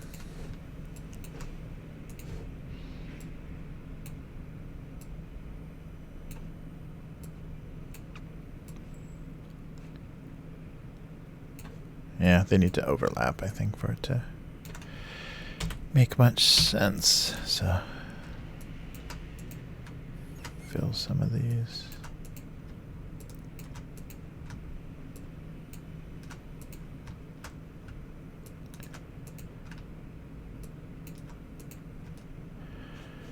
All right. Yeah, the overlapping makes all the difference.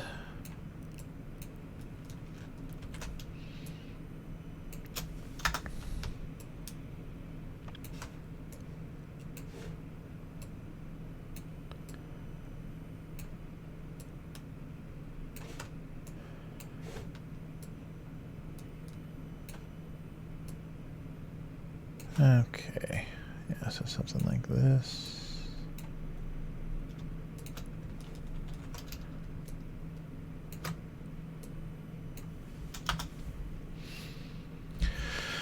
Cool. All right.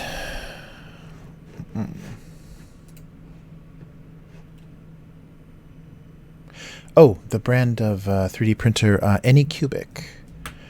If you go to, let me see if they still.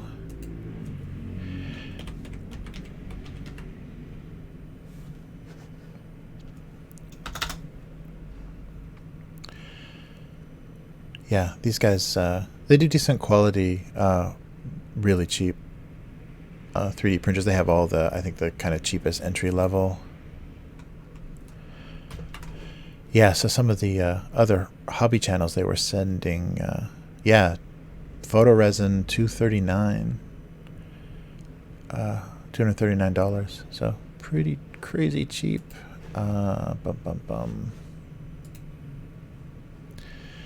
Okay, let's see if I can. There we go. Yeah, there's the website, and they have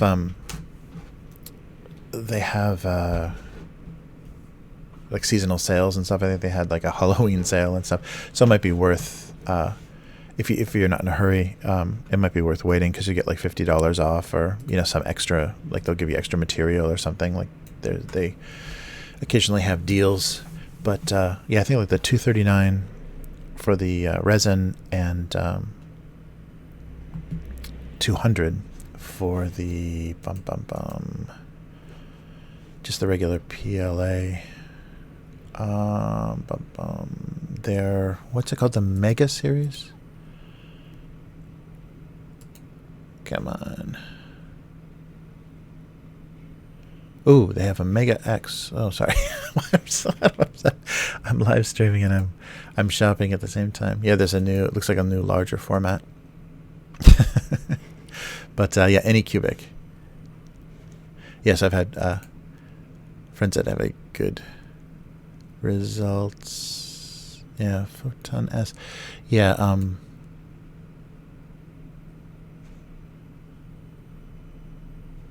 yeah, I know. Oh yeah, so $249 for the i3 Mega, which is their I'm totally blanking. The filament, you know, based.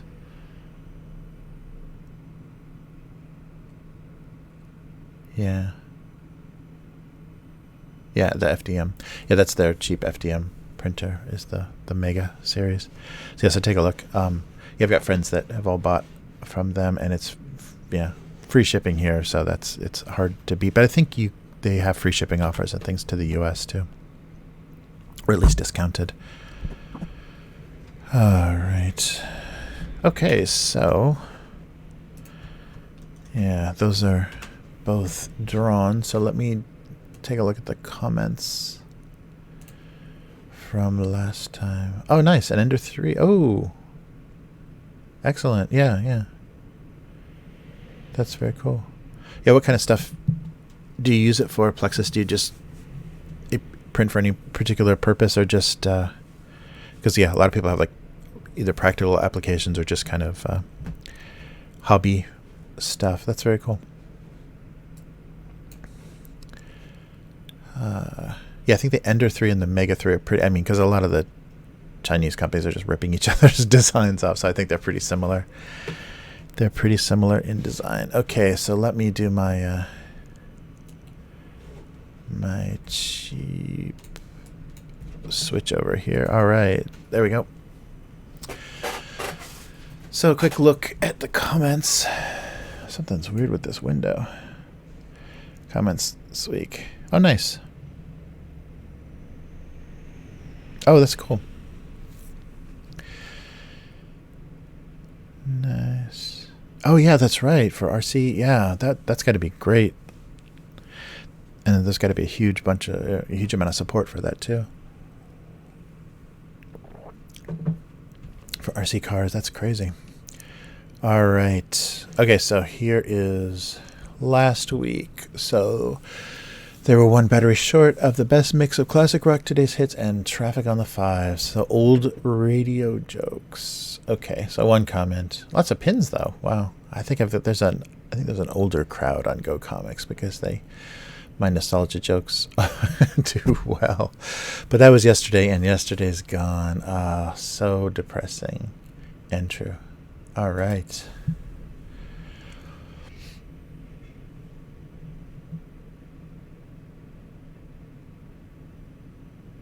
All right, and the other one, so 2 comments, yeah, 8 likes. If there was only some way to combine his two loves of cake making and wall repair.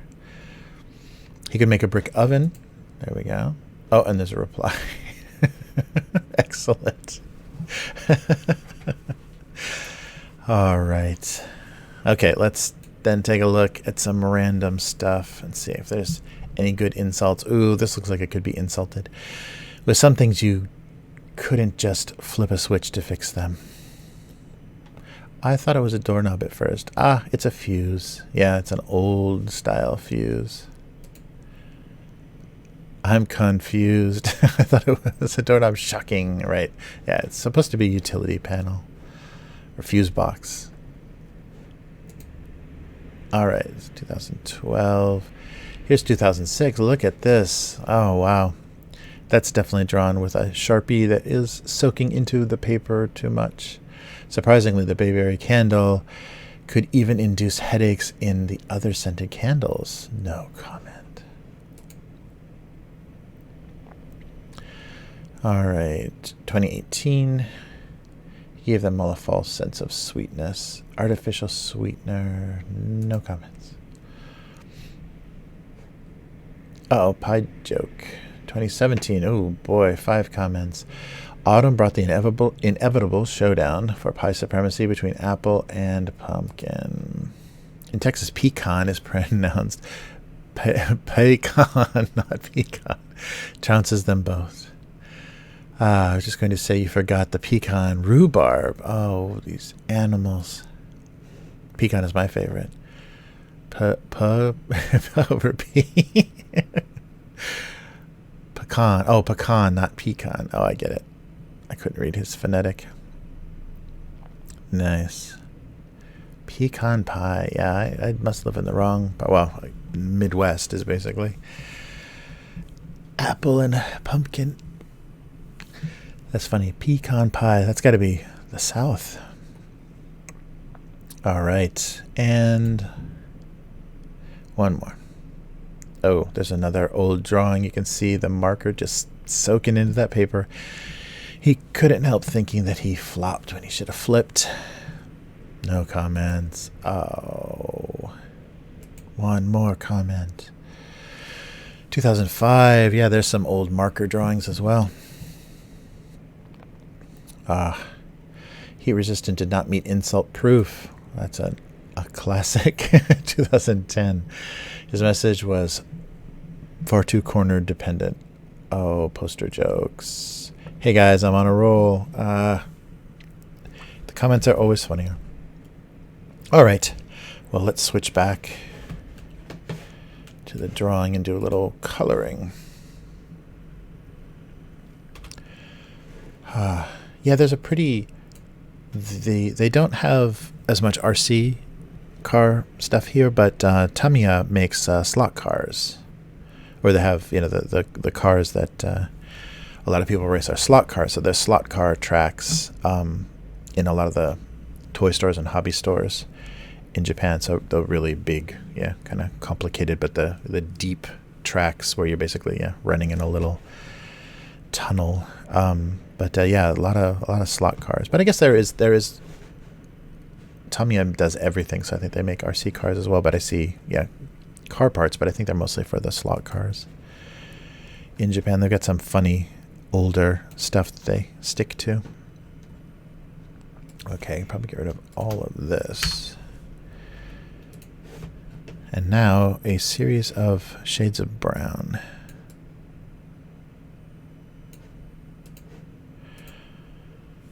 About that one. Oh, let me be rude and check my phone here. Okay. Oh, that's it. All right. Oops. Same shade.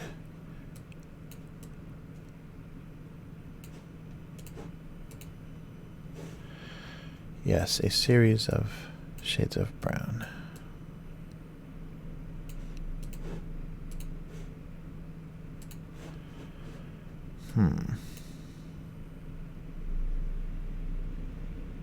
Oh, sweet.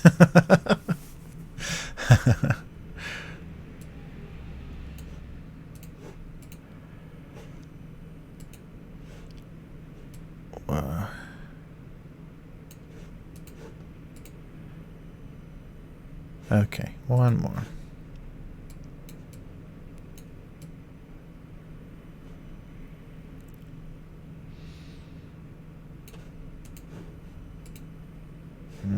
That's the same.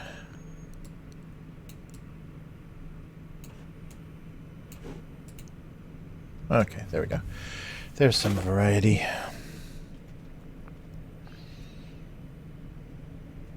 All right.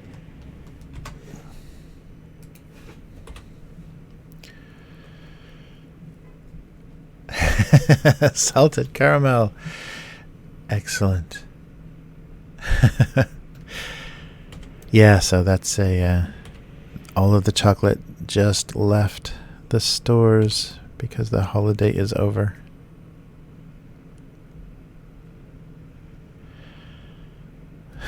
Salted caramel. Yeah, they do. Whoa, they do a lot of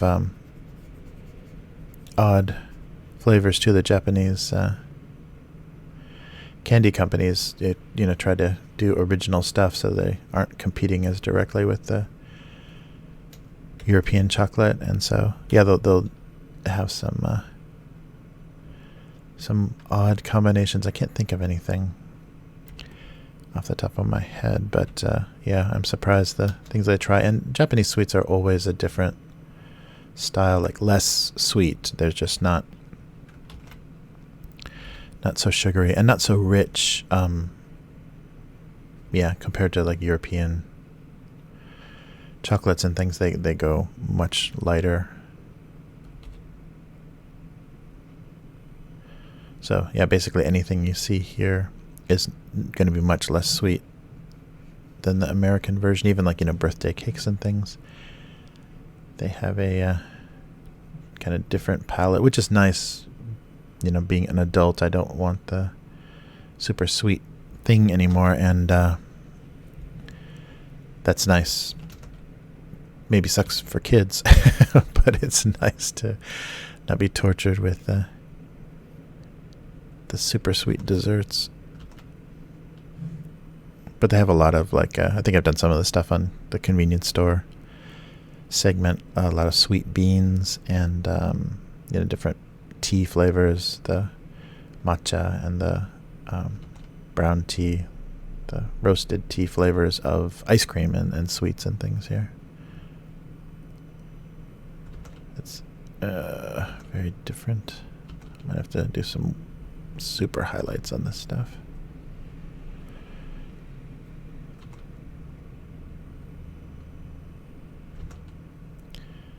All right, here.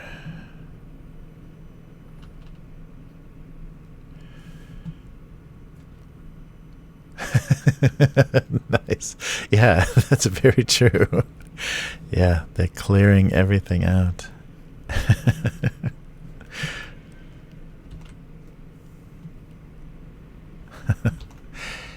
Yes.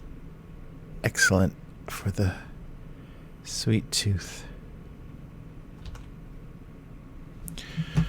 All right, I think that's gonna work.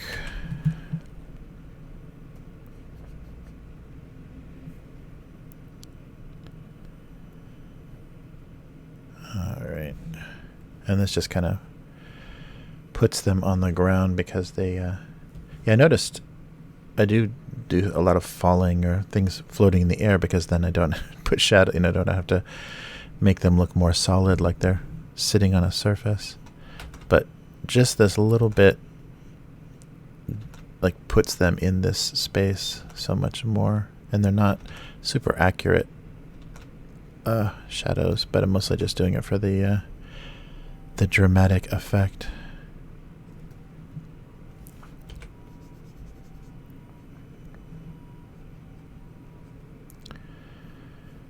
All right. So let's do one more pass with some brighter colors here, or brighter highlight.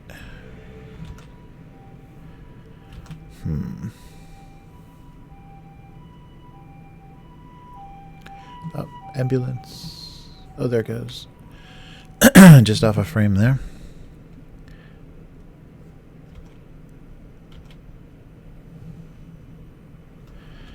Yeah, maybe not there, just the corner.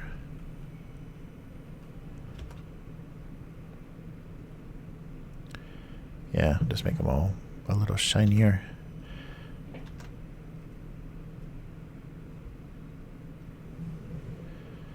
All right, yeah, I think that's enough.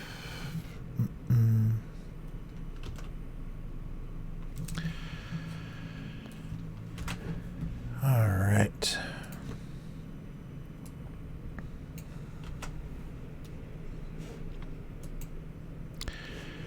There we go. Oh, forgot something.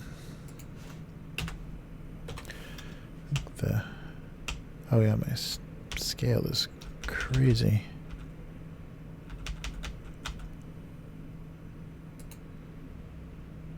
There we go.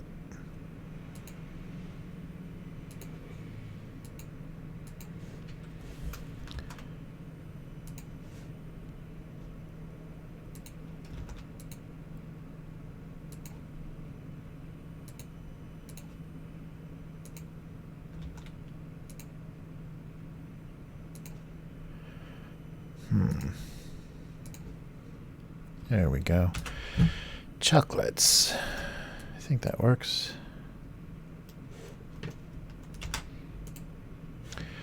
All right, and this is just miscellaneous old bizarre electronics.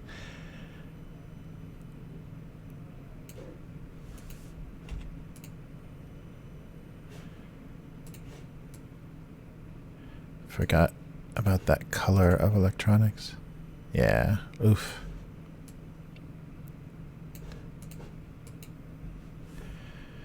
All right.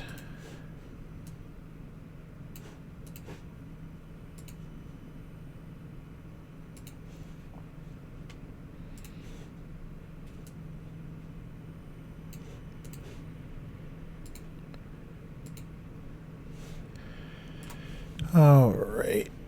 Maybe that kind of brass color. Yeah, the tsunami, I was in the other side, yeah, the Fukushima, yeah, the whole Tohoku area. Yeah, earthquake and tsunami. I was on the other side of the country, so we didn't even feel it. My house is kind of on a mountainside, so it's got to be just right. It's got to kind of hit the rock or whatever underneath. That's just right for us to feel the earthquake. So we didn't even feel the quake. So just everything started happening, and it was yeah, very shocking. I had a friend whose mother, older mother, retirement age, literally had to hold on to like a guardrail during the tsunami. She survived, but if she wouldn't have like been standing where she was and was able to hold on to something, yeah, very sturdy, and just like, you know, that black water just washing over her. But yeah, it sounded pretty crazy, and people's houses just disappeared. Like there were whole neighborhoods where the houses just floated away, because if they a lot of the Japanese houses are wood construction on top of a concrete slab, so they can come off, you know, pretty easily with enough force, and then if there's something for them to float on, then they can just drift. What am I doing? They can just drift away. So yeah, there's some really scary stories, and the video from that was crazy. I had a student at that time that just doing like cafe lessons, that she worked for the Osaka Terebi, the Tokyo Terebi, Osaka Terebi, kind of one of the big, it's like an NBC or CBS of Japan, and they had video editors quitting on them because they had to go through hours and hours of video tape from the tsunami to find something that they could air for the news reports. And it was just, bodies floating in black water, and dead children and animals, and yeah, just very, very hard to even look at for to make editing choices. So yeah, really stressful, really ugly time. So even people that we're just doing reporting on it, we're just shocked by how horrible the loss of life and the damage was. Yeah, and the whole thing is still, the Fukushima power plant, the nuclear plant, that is still, yeah. I know there's a lot of like internet conspiracy and stuff about it, but the whole thing is still not very, not being very honest, and letting us know the situation. And it's also because, sorry, whoa. Also because the Olympics is coming up, they don't want to do anything to endanger attendance of the Olympics. So even though things have kind of calmed down and we could get a better idea of what happened or what's going on, nobody's talking because they don't want to let anybody know, how dangerous it still is, or what were able to do to stop the and what they're doing with all this like polluted water, like all this seawater that they're using to deal with the reactors. Like, what's up with that? Where's that going? Yeah, it's very strange. Very different style, because the media can kind of, be more forceful in the U.S. in kind of natural disaster situations. Not so much political situations, but natural disaster situations. They can put more pressure on and get answers. And yeah, in Japan, they just don't. They just don't have that ability. So the government and corporations can just kind of... Well, and right away, that was the most suspicious thing, is in the first year, because of the mishandling by the power company. I'm totally blanking on the name of the company, but the cool. Nice. Oh yeah, right, Olympics. Oh, that's true.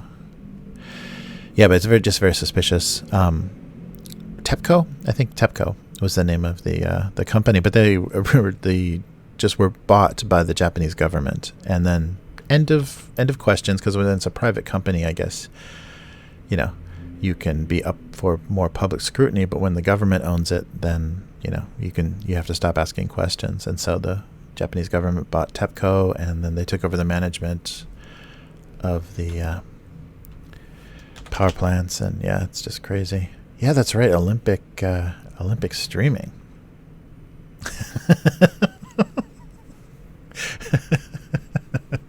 Excellent.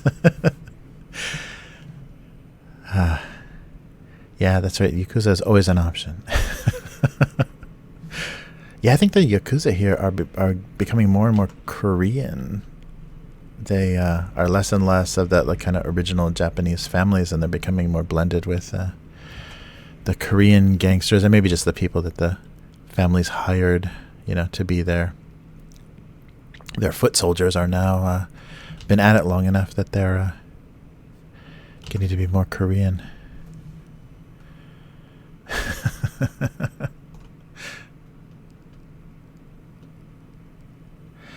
Yeah, that's right. Olympics. Yeah, I didn't even think it's gonna be crazy busy. Yeah, they did a lottery for Japanese citizens that wanted to go to the Olympics, and I had a friend that she won twice. She won tickets for 2 events, and the 2 events were on the exact same day at the exact same time. So really frustrating that they don't pay attention to that sort of thing. So yeah, she just had to sell the one set of tickets, but yeah, was lucky enough to win the lottery twice, and unfortunately they just overlapped. All right.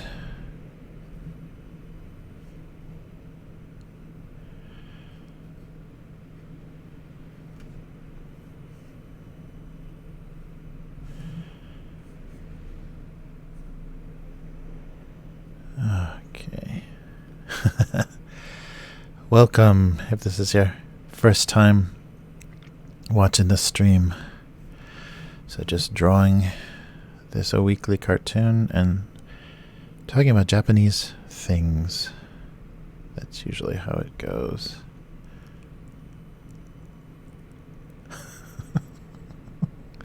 Yes, Japan now. That window above me is a Japanese street where the sun is going down. It's rainy today, so it's very dark. But those are all tiny Japanese cars. I need to angle it down a little bit, but yeah, you probably, if you're American or North American, you've probably noticed the scale of the cars is a little bit different here.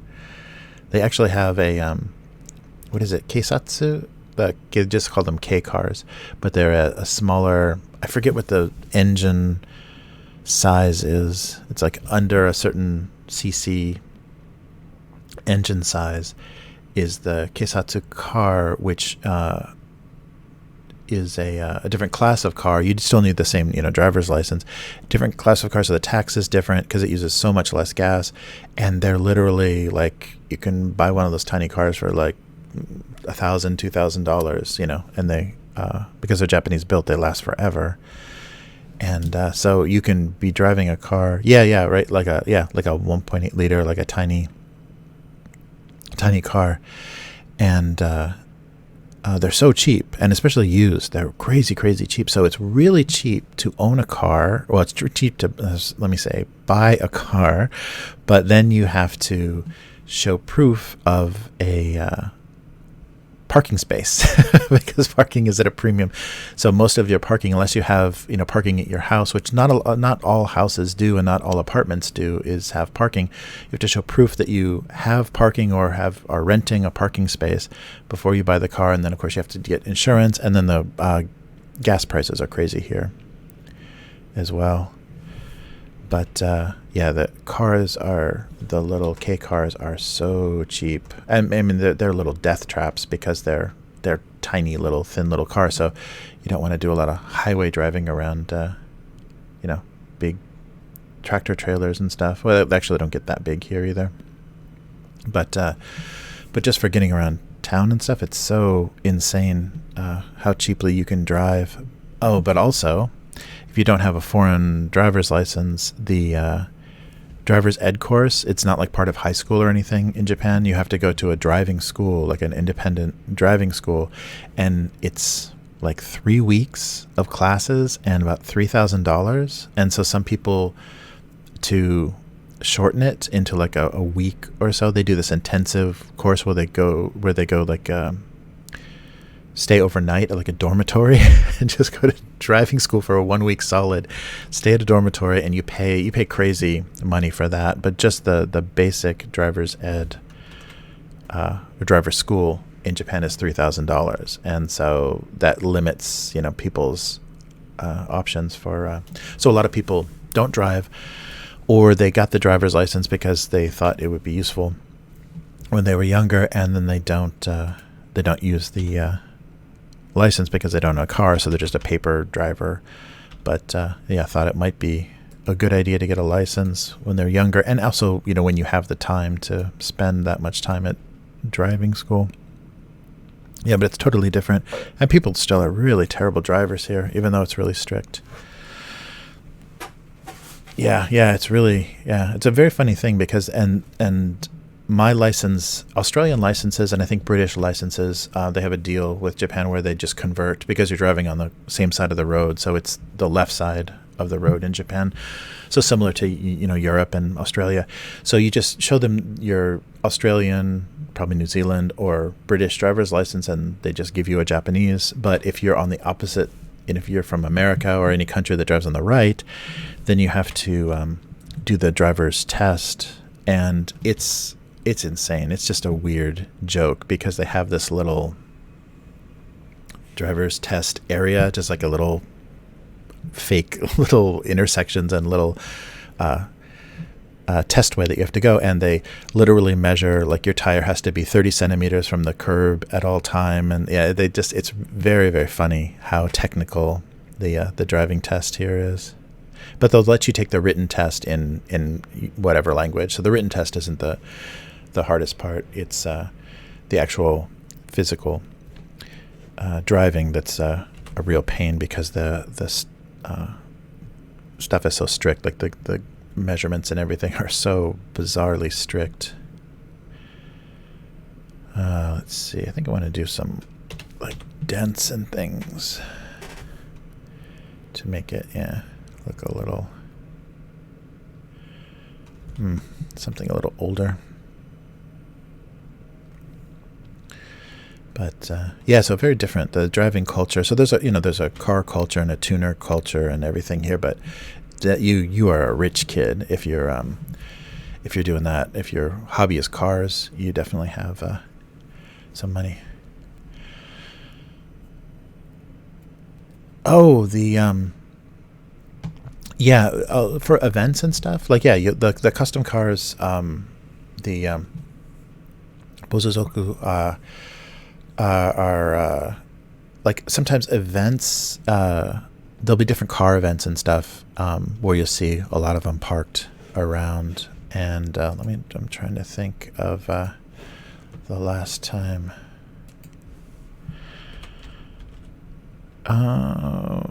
Yeah, because they have there's a lot of custom vans as well, like the minivans and stuff.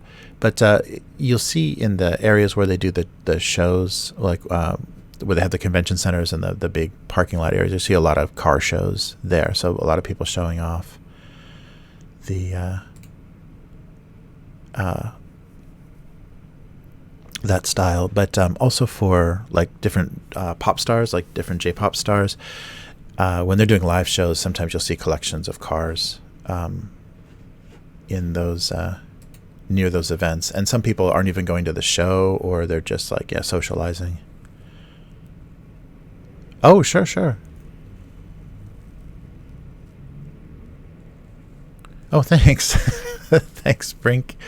No, that would be cool. Yeah, next time I've got my phone with me all the time. It's got a decent camera on it. So yeah, the next time I see any gathering of cars or anything, I'll yeah, I haven't seen. I've seen some like drifting competitions and stuff. There was when I had a show in Tokyo at the hotel I was staying at. They were doing some drift competition. There was a track like I could see from my hotel window, and they were doing some. I don't know if it was just exhibition or actual competition, but there was some drift cars. But yeah, I'll definitely. It's funny because I think I've been here too long, so like I don't know what is interesting to like my foreign, like my American eye. When I first came here, everything looked so foreign and so weird and so interesting. And now that I've been here too long, I don't recognize like, oh yeah, that is weird or different, or that's so Japanese. And I don't notice those things as much. But no, I'll definitely I'll keep an eye out for any car culture, any Japanese car culture that I see, and share that with you guys. Because it's really different here. And like I was saying, it's not cheap. It's a really expensive hobby to have in Japan because the scale of everything is so different. Oh sure, yeah, I would definitely ride a. Yeah, I think it's the police here are. I've seen the police get bullied here by just like kids, like in front of my studio here. I saw a police car pull over some kids that were just screwing around on the road, and the kids were just literally running around, running into traffic, and just, completely ignoring anything that the cops were trying to get them to do. So there's like a weird that police in some situations are a little too gentle here, and they do carry sidearms, so they've got pistols in a holster, but they have a metal cable, like a safety cable, attached to their belt, then attached to the like a metal loop on the bottom of the pistol, I guess, so that they don't get disarmed, so that people aren't running off with their guns. But it's so silly. Yeah, it's like a whole different level of police protection or whatever. Yeah, it's very strange. But I think they would definitely try to pull you over. But I've seen people run from the cops, and kids that have fast cars are not. Yeah, they'll if they know the area and they know how to get away, I don't think they're going to get caught by the police here. I just have not been impressed by any police but as a foreigner, you don't want to deal with the police because any interaction with the police can endanger your visa or whatever. If they decide to be real miserable, they can cause you all kinds of problems. But I've just seen some Japanese kids just really messing with the police and them not being able to do anything. And I could see that if this was like a small town, but this is like the second biggest city in Japan, and the police aren't able to control kids that are screwing around in the streets. That was pretty amazing. But I'll definitely if you guys are interested, I'll definitely keep an eye out for any Japanese car culture and give you some give you some content. Yeah, and even if there's any shows or anything while I'm in Tokyo or while I'm traveling, I'll hit that up so you can see what's going on. Yeah, everything is is just a little different, like what people are just what they're focused on, especially for cars and things. It's very different, although they're influenced by foreign car culture things, because being on an island, they kind of develop in their own way. All right, some more obsolete electronics. All right, I think that's it. Yeah. I don't think it's the biggest city, but I think like population density, it's way up there. I'm trying to think of what is the biggest city. Tokyo keeps sprawling, but it's just super overpopulated. Like people are on top of you all the time. Like you're never alone in Tokyo. But for population density, I'm sure it's way up there. But I'm not sure as far as total population. I'm sure like Beijing or there's other cities, or maybe even India might have some rival cities of population size. Yeah, but it's definitely not easy to get around. All right.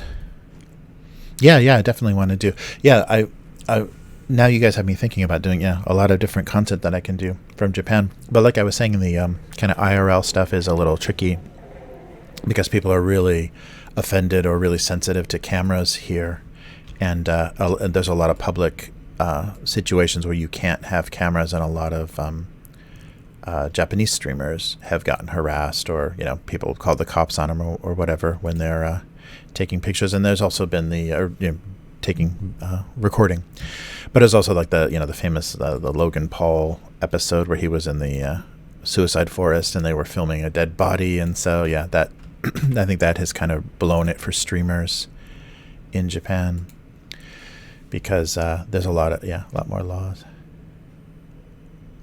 Oh wow, it really is. Oh, I didn't know that. Yeah, it sprawls. I mean, it sprawls like Los Angeles. It's just like people say, oh yeah, I live in Tokyo, and from the city center, they're 2 hours away. Like they literally have to take like every morning a 2-hour train ride to go into the city to work at their office, but they still technically live in Tokyo. So it sprawls. Yeah, it really, for a country that doesn't have a lot of land, Tokyo is pretty sprawling. That's crazy. Yeah, it's opportunity, I think, is a lot better, but just like New York City, as opposed to like a smaller city, the price of everything goes up. So your rent and your food costs and just your living expenses get so high that even though you're making a lot more money and feeling a lot more successful, you're spending so much more money. So Osaka is nice. Osaka is kind of Chicago. If Tokyo is New York, Osaka is kind of Chicago. It's a little more homey, and the food culture is a little different. It's a little more, it's just it's more reasonable, but kind of like, I would say, in scale, kind of New York to Chicago. And also but that also means, just like in Chicago, like limited opportunities, limited job opportunities and stuff. You don't have the big publishers or the big studios or anything here. I think Osaka just has Capcom and Platinum as far as like game, because everybody that comes to Japan and wants to get into anime or games, and there's only two game companies in Osaka, and then of course Nintendo in Kyoto.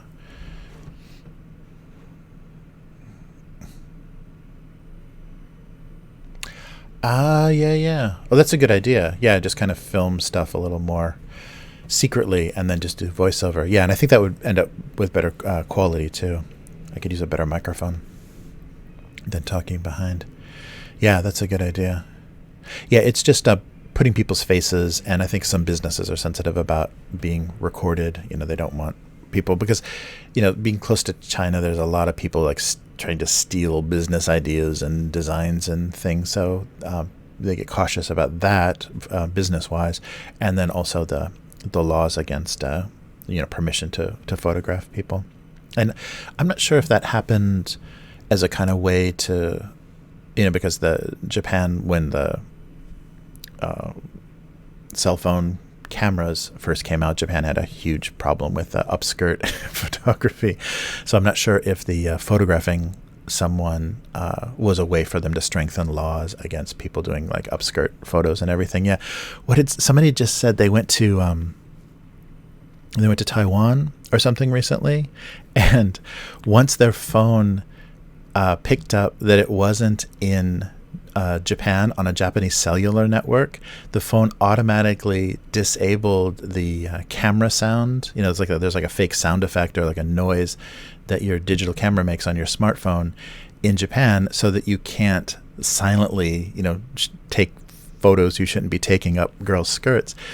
But it's like required if you're in Japan. But once you leave Japan, because it's not required, the phones automatically turn off the camera sound, but it's kind of required by law because of the stupid things that Japanese guys will do with their cell phone cameras. But I thought that was so funny that it's actually like your phone just tells you, oh, you're not in Japan anymore, so you can silently take photos now. Nice. Upskirting your teacher. I hope she was a young, beautiful woman.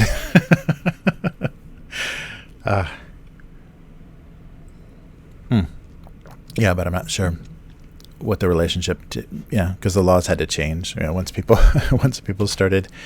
everybody started carrying a camera. All right, well, let me switch over. I've just got one little thing for the convenience store, so let me switch over to that real quick and show you what I got. Yeah, I'm sure it was crazy. I can't even imagine. I'm totally dating myself, but I can't even imagine high school with cell phones. That's insane. That's really insane. All right, convenience store.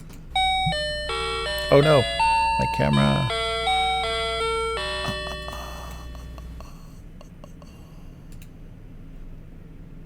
Oh, is it this one? Oh, there it is. Whoa. Boom. Oh, there it is. Whoa. Okay. Sorry.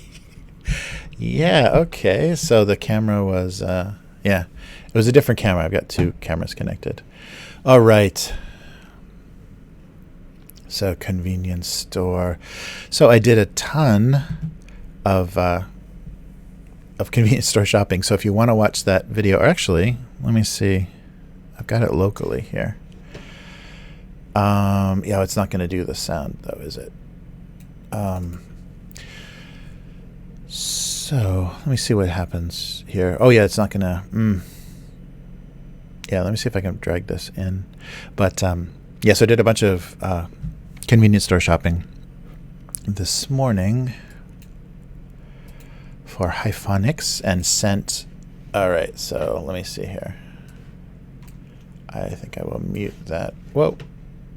Okay, so let me see if I can put this in a window real quick.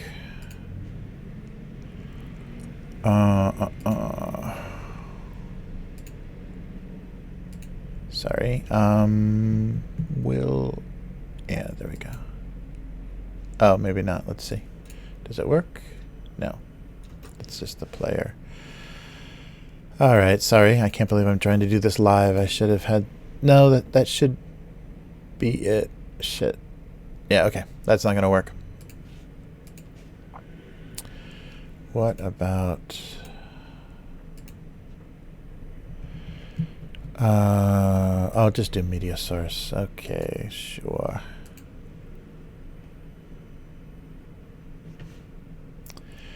But earlier today, so if you haven't seen this, I put together a... okay, I'm not sure what the sound is going to do with this, and hopefully it won't... Okay, where's it going? Okay, there we go. Okay, so here we go. I gotta get so much better at my software here. Okay, so here we go. So this is trip to the convenience store. So yeah, so I went shopping and just got a big variety of different snacks, like some of the good stuff and some of the very very challenging snacks for the box. Yeah, so I sent Iphonics a big box of some good stuff and some crazy stuff for snacks. And there's all the stuffed animals in the windows of... I can't imagine how dark and miserable it is in that apartment with the windows full of teddy bears. But yeah, sent a box. So yeah, did a bunch of shopping. So it was kind of the whole gamut of the dried squid to the little fish and spicy peanuts, and but also some of the... They do like dehydrated or dried strawberries and white chocolate, and some little chocolate snacks. It's almost like breakfast cereal, but it's really good. But yeah, there's some stuff like that I put all together. So yeah, there's the there's the racks at the store. And the reason that I decided to do the Lawson is because they also print in English. Some of the stores have started to do that, where they'll print in English under the Japanese. So you can have some idea. It's not as much of a mystery game and a challenge to see what everything is. But yeah, so I hope everything makes it there in the box, because like I said, sometimes customs doesn't like certain things and grabs things out. So hopefully it'll all make it, and hopefully it'll make it this week. It's about 3 days usually, so we shall see. So, all right. So the strange thing, because it's spring in Japan, the flavors change. Yeah, no, all the packages, yeah, that's why I went to this store. Like, you can see, so for example, on this package, it's the wakame in Japanese, but underneath, oh, it's not focusing. Come on, focus. Underneath, they printed in English. So everything is labeled in English, except for maybe there was one of the like spicy crackers or something that isn't labeled in English, but everything says what it is underneath the Japanese. So that's why I went to that shop, because it makes it a lot easier. So this is so this is a plum flavored seaweed. So this wakame seaweed is very thick. It's yeah, it's that really, if you've ever seen, like, you know, the underwater nature stuff, that really thick forests of stuff that grows underwater, but it's got some weight to it, almost like aloe. You know, it has like an aloe plant, like a succulent, but it's a seaweed underwater. And so they use it for as a soup base a lot of times when they do nabe, kind of that hot pot cooking. They'll put a big piece of wakame in there to kind of flavor the water a little bit before. But the other thing, oh cool, these are individually packaged. That's good. The other thing that they do is they, you know, flavor it and kind of dry it as a snack. So this is plum flavored seaweed, and I guess they do have to package it because it's pretty wet. Yeah, and that's something that they just started doing recently, maybe because of the increased tourism in Japan, is they started printing English on a lot of packages, because that helps tourists be able to kind of navigate convenience stores and probably increases the sales. So this rubbery thing is going to be flavored. Oh, wow. It's still very seaweed flavor. Whoa. Yeah, it's not... Oh, wow. It's plum vinegar, so it's kind of pickled. Whoa. It's kind of pickled in plum vinegar, but the consistency, it's not dried out. I've had, maybe not wakame, but the black, flat, kind of nori, like, you know, with sushi, what they wrap sushi in. I had that flavored with plum, and it was a lot more edible. This is really juicy and funky, because it tastes like seawater, like it's almost like it's a little salty like seawater, and the pickling from the vinegar. Ugh. So it's Japanese plum vinegar, kind of like wild plums in North America, very sour. This is really terrible, but it was in the seasonal section, because just, you can see the little cherry blossoms on the front there. Japanese plum is one of the spring, like plum wine and things are one of the spring flavors. Ugh. This is really funky, and you can see it's a little bit translucent. So yeah, it's kind of, I don't know what the closest thing, it's just seaweed. Yeah, I expected it to be not so seaweedy. It's pretty, yeah, it's not very dried seaweed. It's just pickled seaweed, so it's pretty fleshy and gross. It's not getting any better. So I'm glad that package was small because it's not getting any better. Yeah, oh, this is a more dry piece. That's a little bit better. Yeah, the juicy ones are pretty gross. They're very salty and vinegary because it's the plum. But yeah, that big fat seaweed. But the funny thing is you don't eat much of it if you use it for the soup base. You just put it in and boil the water, and then it flavors the water. Then you take it out, so you don't eat it. So whoa, I was expecting that to be better than it was. It's not fishy, but it's pretty nasty. Yeah, really fleshy, strange consistency. And then the vinegar is not helping at all. It's making yes. So that was a misfire. Yeah, I should have tried. I had some better options, but I thought this was more seasonal, more spring related. But so a lot of Japanese plum and plum flavored candy and like plum wine and things are very common in this season.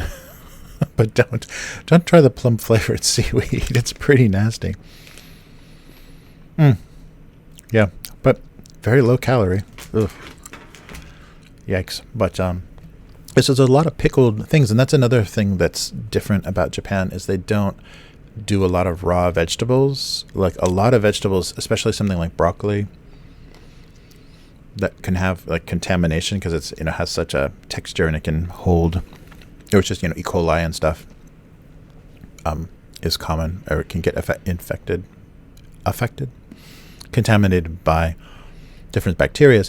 They boil so many vegetables, so they'll serve it cold, but first they'll boil it and then they'll put it like in ice water and cool it down. So sometimes a salad or vegetables, what you think is going to be raw vegetables in a restaurant in Japan, has a really strange quality to it, a really strange texture because it's already been cooked. They boiled it for safety reasons. So a lot of, I'm trying to think, broccoli is definitely a big one. But there's so many vegetables that you can't eat uncooked here, which is, very funny. But it's probably just part of their kind of food safety style. I've got to finish this as soon as possible.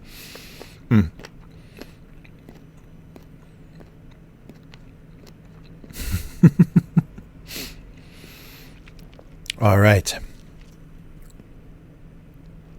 So, hey, there's a lot more, hopefully better things on the way to Hyphonics in that box that's in the video that was there. All right. Wow, so enough of that. Let's do the writing part of this cartoon. All right. Well, so, it's getting much darker. Well, if you've hung in there all this time, thanks for joining me. I appreciate the view.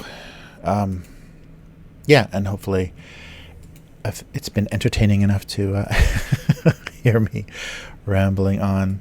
And you guys have been really fun to talk to. A lot of good questions and interesting stuff. But nice. So, excellent. All right. So if you've just found this stream, I do this live stream weekly for now. And hopefully I'll get a chance to do it more often. But it's when I draw the cartoon, my domestic abuse cartoon that posts on Tuesdays and Thursdays weekly on Go Comics.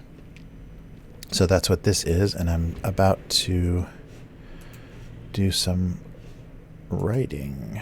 If Photoshop cooperates. There we go.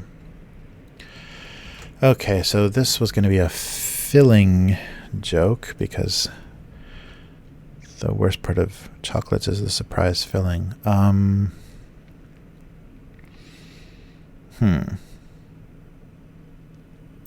So, yeah, surprise filling is what I was basing this on.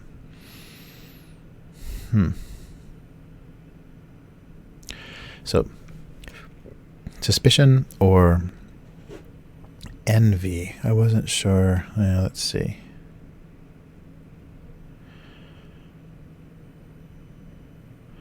Actually, yeah, this might be the envious. Where's my stylus? Maybe make this not filled chocolate our little envious one. Whoa. Wow, the pressure is really off. There we go. All right.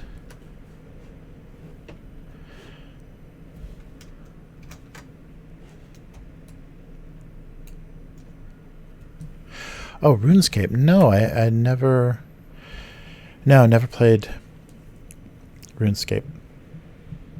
Oh, hey, okay.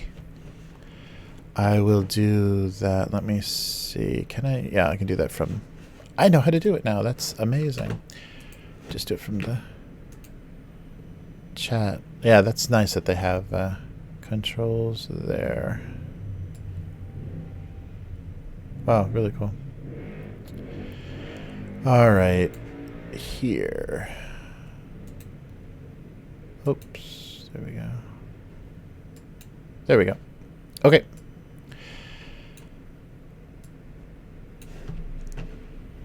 All right, we're good, yeah. Zafiro is modded. All right. Oh, yeah. RuneScape, yeah, I should definitely check that out. I mean, that's a game I've been meaning to play filling. But yeah, that would be very cool.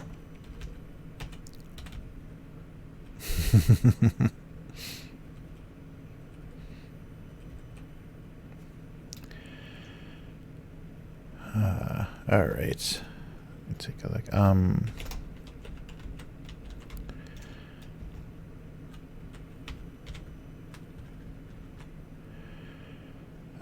Envied filled chocolate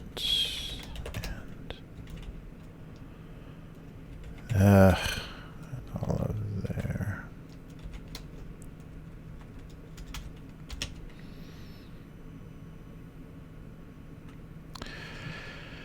All right. Something about the, maybe not surprise, the mystery of the filling.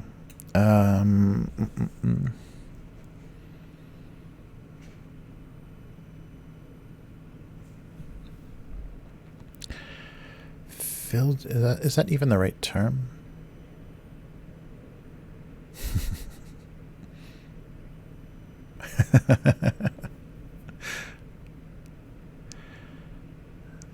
Nice. And all of the surprise filling. Let's see. Yeah, envied. So he envied filled chocolates. Is that? Seems like the wrong expression.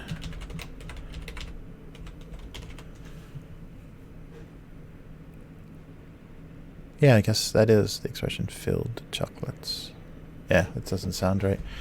All right, filled chocolates. Okay.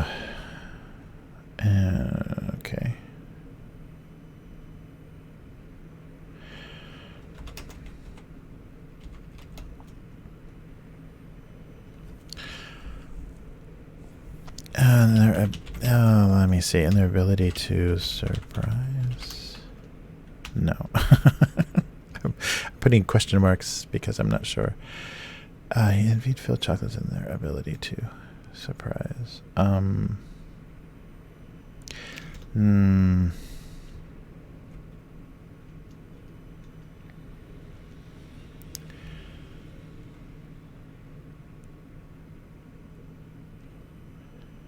they're hidden.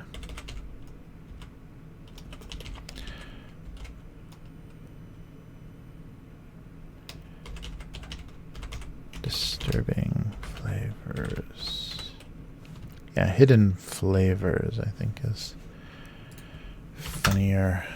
He envied filled chocolates and their hidden, sometimes disturbing flavors.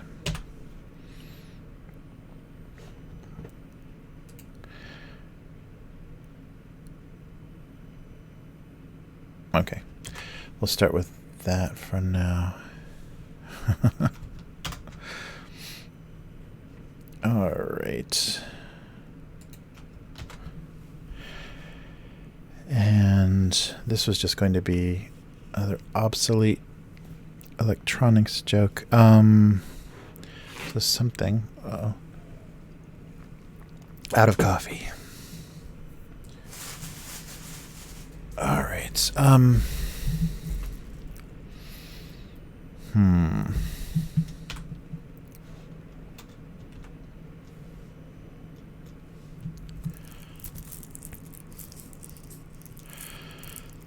Let me see.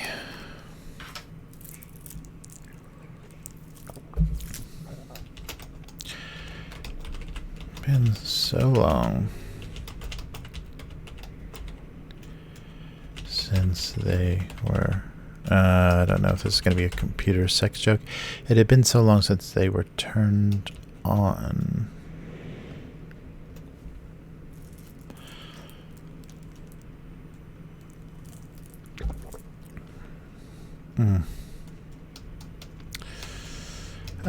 Where do I want to go with this? I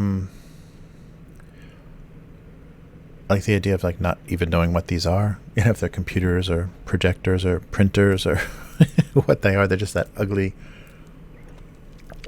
beige box of former electronics.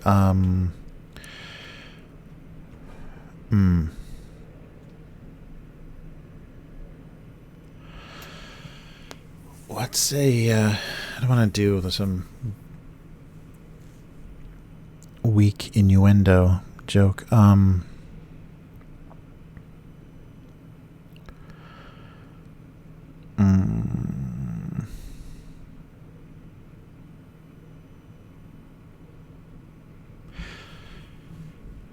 Forgotten function, forgotten.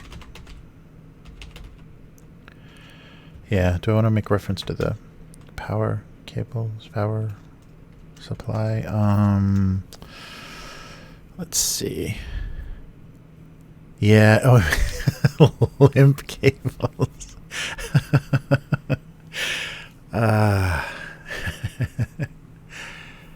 Yeah. Yes, floppy.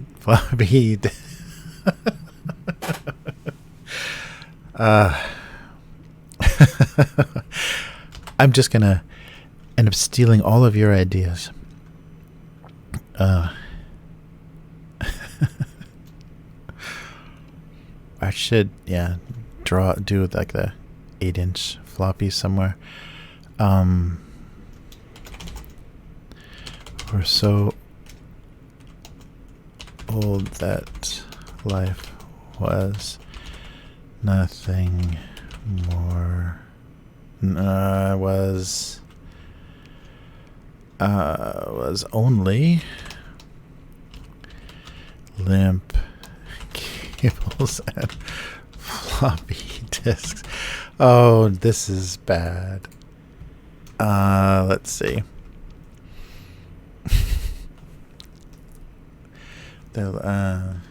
Life was only not their life. They were so old. That life was. Thank you. I like the floppy disk.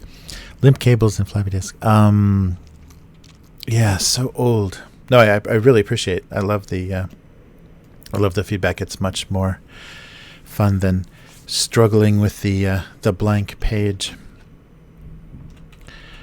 Let's see.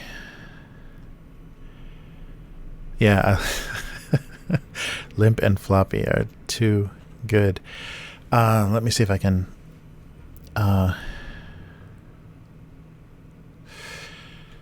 Some other. So at their age.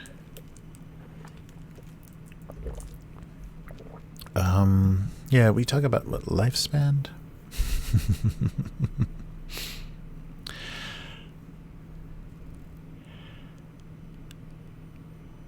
Yeah, lifespan or yeah, because I don't want to use obsolescence. I think I've done that too many times. They're so old. Oh, I need some punctuation here. Oh yeah, and I gotta double check spelling too. Yeah, I'm trying to think. Both. Yeah, it goes both ways. Huh. K or C, probably. Optical discs are spelled with a C. Storage media, external drives are spelled with a K. Oh, wow. The dictionary recommends C for medical uses. So external floppy disks are K. That's weird. Yeah, so I guess the compact disc brought this C. Okay. So they were so old. Or at their age. Yeah, maybe that's better. At their age, life was only life was.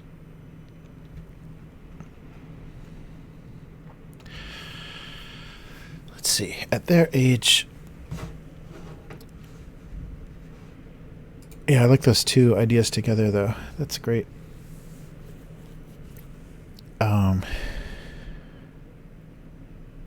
Or it was all, yeah, at their age, it was all, life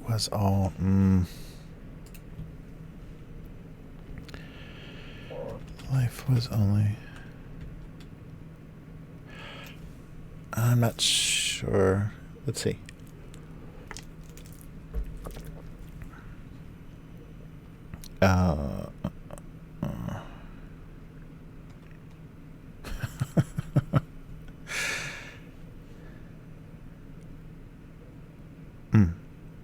Yeah, I've got an Instagram. I'm not super active on it, but it's got a lot of, like, sometimes when I do Inktober or anything, it's just my name, just at Jeremy Lambros on Instagram. Let me double check.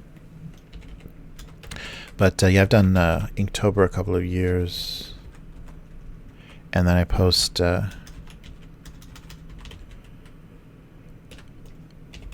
I post some work when I was doing my comic, like Citizen Spaceman and things. Yeah, I did. Oh, yeah, that's right. That was in Inktober. Yeah, I just put some sketch cards and things. Then my stupid pictures from the Okinawa Comic-Con and stuff is up there. Yeah. So that's me.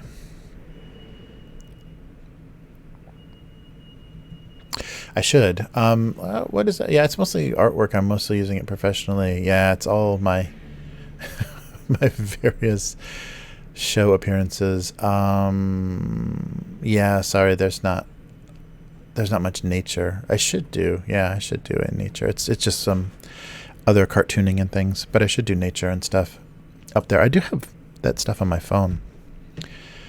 I do take nature photos on my phone and pictures of the beautiful sunset and trees and stuff in Japan. I just never post it. But yeah, I should do that because it does have a very, different, it has an exotic look, definitely. Just because of the different location. Yeah, sorry, that's going to be all just cartooning stuff and stuff from the comics shows and stuff. Life was all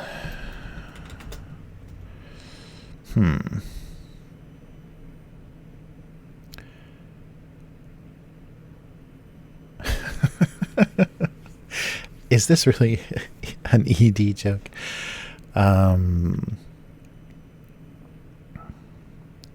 Mostly. I think I like mostly. Yeah, at their age, life was mostly limp cables and floppy disks. Well, I have to definitely thank you for that input. I think that works really well. I think both of those ideas together are unbeatable. Nice.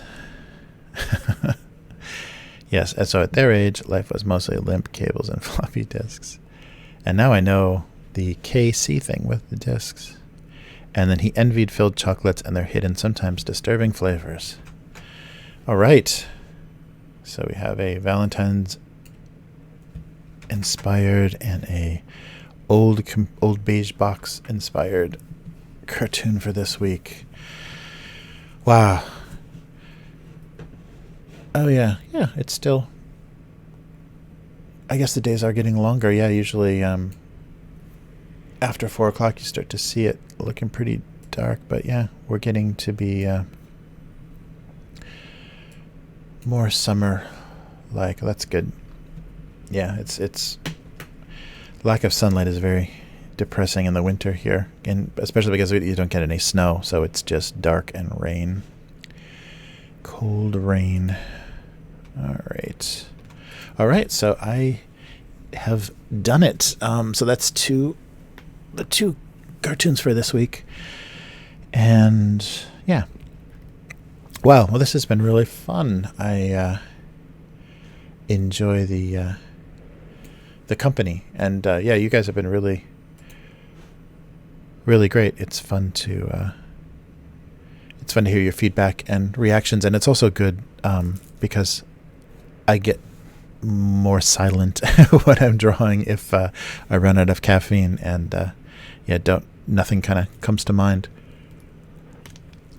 Yeah, but your questions help me think of something to say while I'm drawing. But that's good. I gotta remember that there's going to be some crazy Olympic stuff going on this summer, and hopefully we'll be done with talking about coronavirus, although they're saying that it could stick around all year, depending, just kind of like, pop up, people keep getting reinfected. I just read that universities now in the U.S. are having trouble. That really sucks because, of course, they're full of foreign students, and if people went home for the new year, this is, a little bit past, but it's, basically the end of the New Year season. So that's crazy. So I've been streaming once a week, and usually it'll be Tuesday afternoon here. I try to be a little bit earlier, so around noon on Tuesday. So that would be Monday night, for you guys, if you're North America, and various other times if you're not. For a while I was trying to do Sunday night, but my Mondays have gotten busier.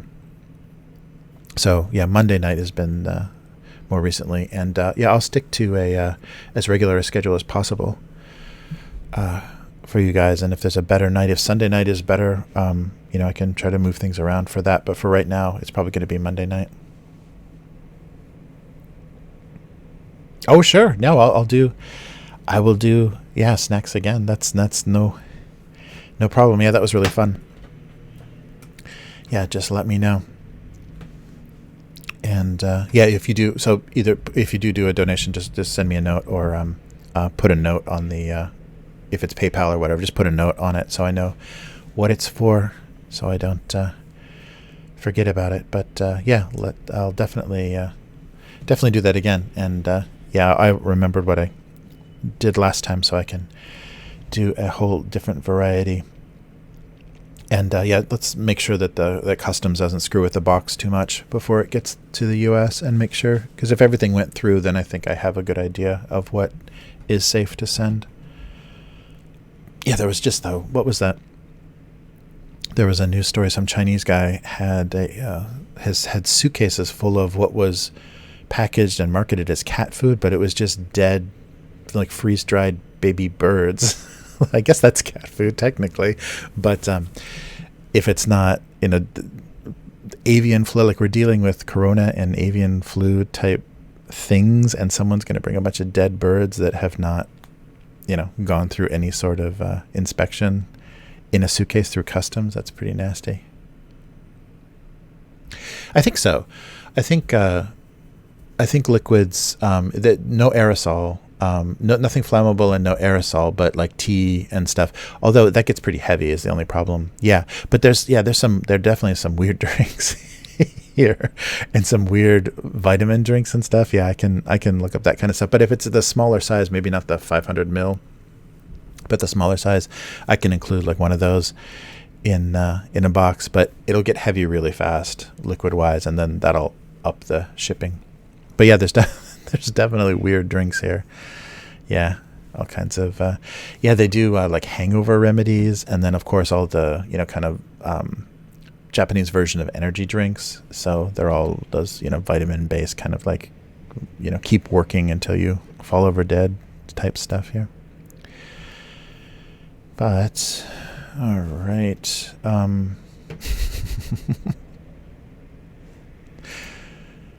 All right.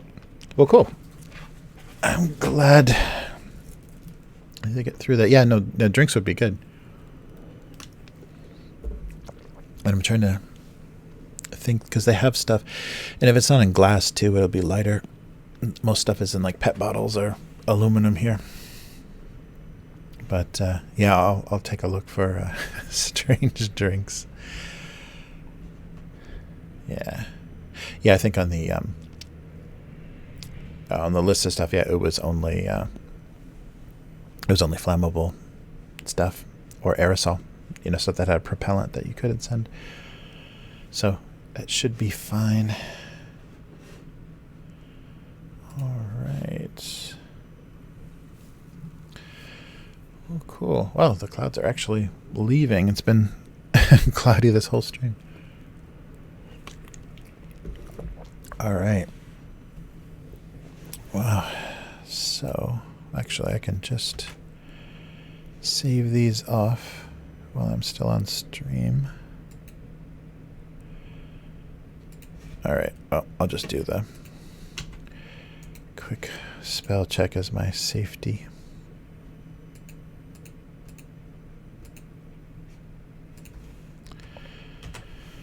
Okay, at their age, life was most of them cables. All right. So here is screen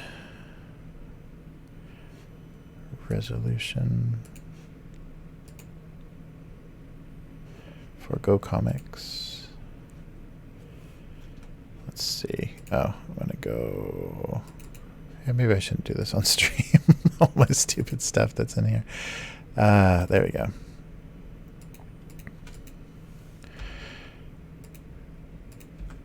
Whoops. Yeah, so that's for the website, and this is for syndication. Yeah. Hopefully this doesn't come back and bite me. If you hack my syndication account, you can draw the cartoons for me. All right. And then this guy is filled with envy. They're hidden, sometimes disturbing flavors. All right.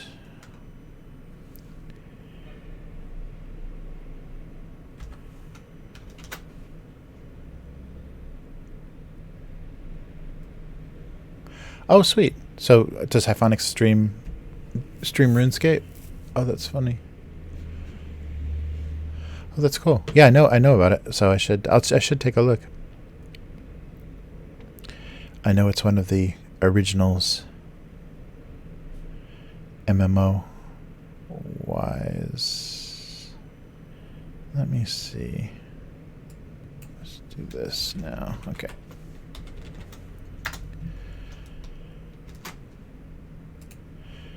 All right.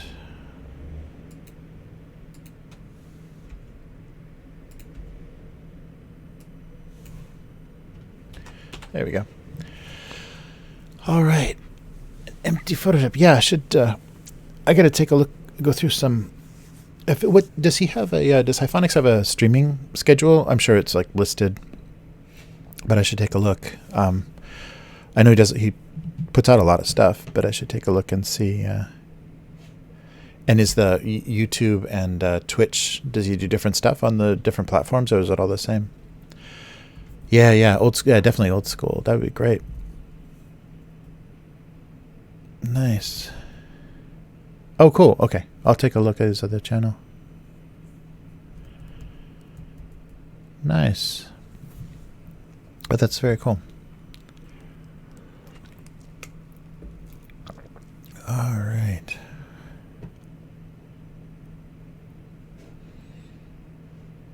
Cool. Oh, wow. That's awesome. Yeah, I gotta figure out a good way to do that. I was thinking too, I should stream from the Auto Red Hands for the tabletop stuff. I should just stream my editing sessions because I spend so much time editing video and audio. I should just get on Livestream and just stream while I'm editing because I spend so much time doing that, and it's not super interesting to watch, but at least it would be a good hang, and then I could tell people what I'm posting next and what I'm working on. That makes sense. Yeah, I've seen a couple of YouTubers that do that. They'll be editing and streaming so that they can actually interact, and that's actually cool because you can catch mistakes and things too if you're talking to people about whatever you're cutting up. Yeah, that's very cool. I should give that a shot. Yeah, it can't be any less exciting than drawing in Photoshop. Cool. Well, excellent. Well, I should head off and get these posted. But very cool. Well, thank you, everybody, for hanging on the stream. I really, this has really gotten a lot of fun to do. I appreciate everyone's feedback and everyone just contributing. That makes it really fun, and it's good stuff to talk about, and you can learn about all sorts of things about Japan that you never knew, and then also the stuff about just digital art and stuff. Yeah, so it was fun to talk. And 3D printing, I get my hands on a 3D printer and start doing that. I think that would be a good thing, especially for the mini wargaming stuff. I think that would help a lot. So that sounds good. All right, well, everybody have a good early morning, rest of your night. Everybody is got to be on some late hours, but so take care. See you, Square Body. Thanks for everything. Yeah, thanks for the idea for the snacks, and hit me up again if it works well. If he's into it and it works well, let's definitely try that again. But so everybody have a good night, early morning, wherever you are, and I will be back next week at the same time. So probably Monday night if you're in North American time, and that will be that's the regular thing. So if you want to keep track of this cartoon, abusecartoons.com is a website. The Twitter is abusecartoons. Also, the archive of all the previous cartoons, like I show in the comments segment, is gocomics.com/domesticabuse. And Instagram doesn't have any domestic abuse. It's just my other cartooning.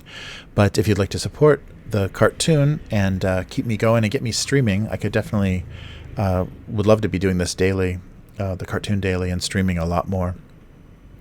So consider supporting the cartoon at patreon.com/abusecartoons. Signed books, original art, and all kinds of stuff there if you want to become a patron. And I really enjoy the stream. It's been a lot of fun. So everybody take care. And paid programming. See you next week, man. Thanks a lot. I appreciate your moderation. That helps a lot. I don't have to worry about anything too crazy coming up on the chat. But thanks again, and I will see you guys next week. Take it easy.